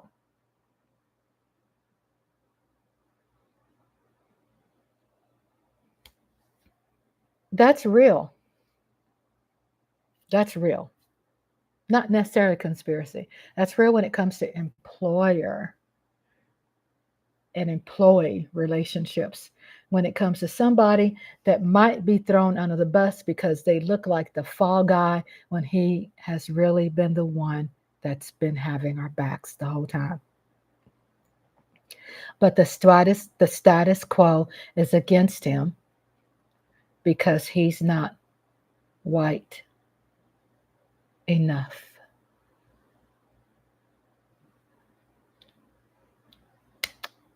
3 hours into Rhonda's Lovely Sparks. I love you all. I will be back. Thank you so much for being here, Mike Aldana. Thank you, Lola. Thank you, Tracy. Thank you, Daydream 1990s, Naja Lista 90s. Thank you, Asia. I said Asia. Thank you all so much for popping in and saying hi. And I did want to close on that note to get you all kind of thinking why people are so busy about not saying certain things. It just seems too convenient, doesn't it? Well, we're not going to say this. It's what they don't say is the truth. It's what they don't say. I think Jerry is the fall guy. How many times his picture's been put out there, catching him doing some things, even though he's wrong? But isn't that coincidental that there's a woman popping up, and I'm not saying that they're not being honest. I feel they're honest. I feel there's some things going on, but someone's telling it. Is someone putting a squeeze on his ass? Think about it. Too much media, too much negative media on Jerry. Too much conveniently negative. I think it's an attack because they want to control him. They want him to die really fast. And you never know. His son, somebody in the family could have thrown his own dad under the bus. Never know. You never know. But I can tell you this. My feelings, I haven't been wrong. I haven't been wrong. I haven't been wrong. Tell me more. Tell me more. Tell me more. Tell me more. Goodell to see Jerry go away. Hey, man, who doesn't like someone that's easy to manipulate? Jerry's one hard-headed cookie. He's an old hard-headed. He's a stubborn donkey that will kick and kick back hard. Why are you so perky today? I'm always perky. I'm always excited when I do my lives. I work on self. I rest. I drink plenty of water. I have a happy life. I've worked on building my happy life for a long, long time. So I can be authentic. You know what I'm saying? It feels good to finally be at a place in my life where I'm really happy. You know what I'm saying? And if I can pass that along and spread the joy, you know what I'm saying? I want to do that. I'm happy because I do love talking politics. I do love talking to people around the world. I love talking to people that I'd never met before. I love reading your mind. No, stay up all night. I'm not sleepy, but I will be going to bed. Not because I'm sleepy. It's just my time clock. I have better creative juices when I'm up all night. It's dark. I love nighttime. When I lived in the country, I used to go walking at night. Full moon. I'd see the bats and dragonflies and rabbits. Yeah, I'm going there. I'm from the country. I'm going there. Um, but yeah, it's an amazing topic on how what I say, how this is going to plan out.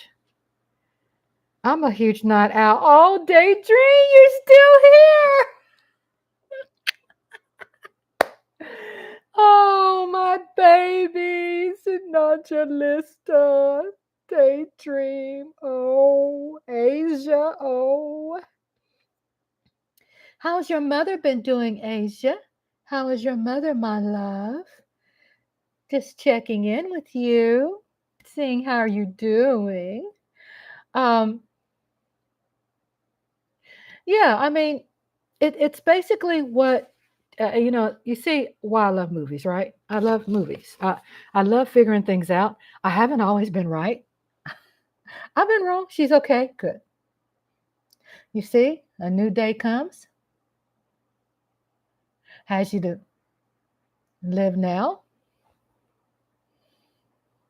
See, it's okay. It's okay.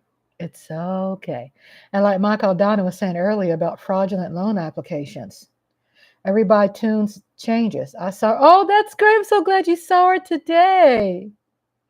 Do you want to tell her I said hello? You can tell her I said hello to her. She's got to be a very special lady to have a beautiful daughter like you, Asia. Our mothers are so precious, even though I haven't spoken to mine for 5 years. I keep saying it because it's good for me to talk about it. But I had my time. You know what I'm saying? I put in all I got. I had my time. Had all my time. I did all what they say, put hands on and invest your time. Everything you got. And I did. And I walked out with nothing. You're not close to your family? I am not close. I am estranged from my mother, father, and 2 sisters. About almost going on to 6 years.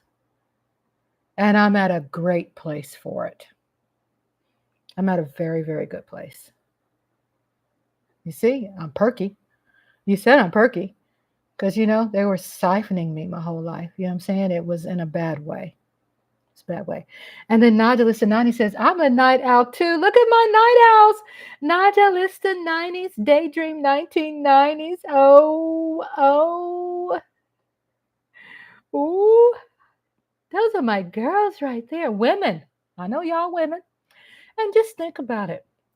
Your goal in life to get to a point where you can become independent and where you can make a decision that's financially, if you can, financially strong. Because when I was homeless, I became homeless because I had to make a decision to get out of what I was in, right? I had to. I made a decision. Say, you know what? Do I go homeless or do I have, you see what I'm saying? I used to have a scrapbook. Now it seems to be my YouTube is all of my notes and my journals and all my mind and heart. I used to. I know I've read my grandmother, my great grandmother's diary. She journaled and had a scrapbook of Cab Calloway and Emmett Till, what happened to him. And I don't know where my mother put that. But boy, back then they knew how to do scrapbooks. It was just amazing to see. It dated like 1800s when Black people did not supposed to know how to write. And my family, they were educated family and they learned. My grandmother, great grandmother out of Oklahoma would travel the country and visit people in church basements to teach them how to read. She would meet with them in church basements. She would meet with them in church basements. I lost my train of thought. What Asia wrote. She would church basements to provide them attorneys and guidance with the law, have them sign, get their taxes paid and properties, and if there was inequality. She traveled country.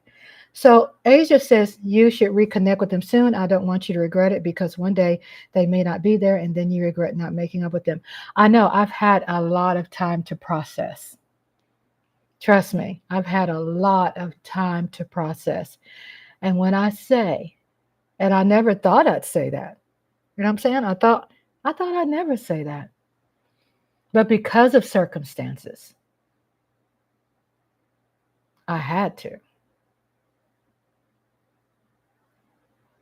And understand they were legitimate circumstances.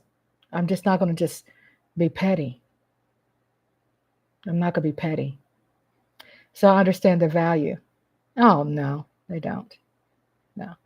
You have to understand people have situations, right? People do things that's very dark. And there's a reason why someone has made a decision to say no. And when you say no, you stick with that and don't back out. Because it's a reason why you said no in the first place. And if someone tells you that something, it's a matter of life or death, what are you going to do? Because it's traditional, you want to go back and make things right with somebody when it's about life and death? I mean, does your life matter? So I am happy. I'm very, very happy. Understand that. Okay, everybody. Great talking to Asia. You could try, but if they don't, I've already done that. And I'm not interested in going backwards. I already did it.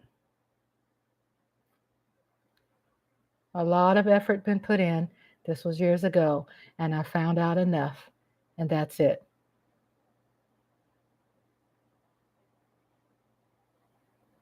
And that would probably be a whole nother show.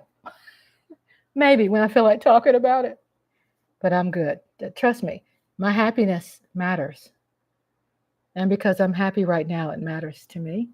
My husband's happy that I'm happy because he experienced what I experienced. So it's a blessing. And understand, when you make a decision, don't go back because there are traditions. If something's that gravely bad, don't go back. Okay? And Michael Dan says, Kamala, we're not going back, right? We're not going back. Don't go back. Why? Because someone said there's tradition. No. If you know something is really bad, why would you want to mess with that? This is not petty. I'm not talking about petty things. This is very serious. Oh my God, I had so much fun. Oh. Okay, thank you all so much. Thank you all so much for the love and the I can go to sleep now, y'all. Got a lot of things on my mind. Got my money on my mind and my mind on my mind. I don't know how to say it. Love you all. And I'll see you soon. And thank you.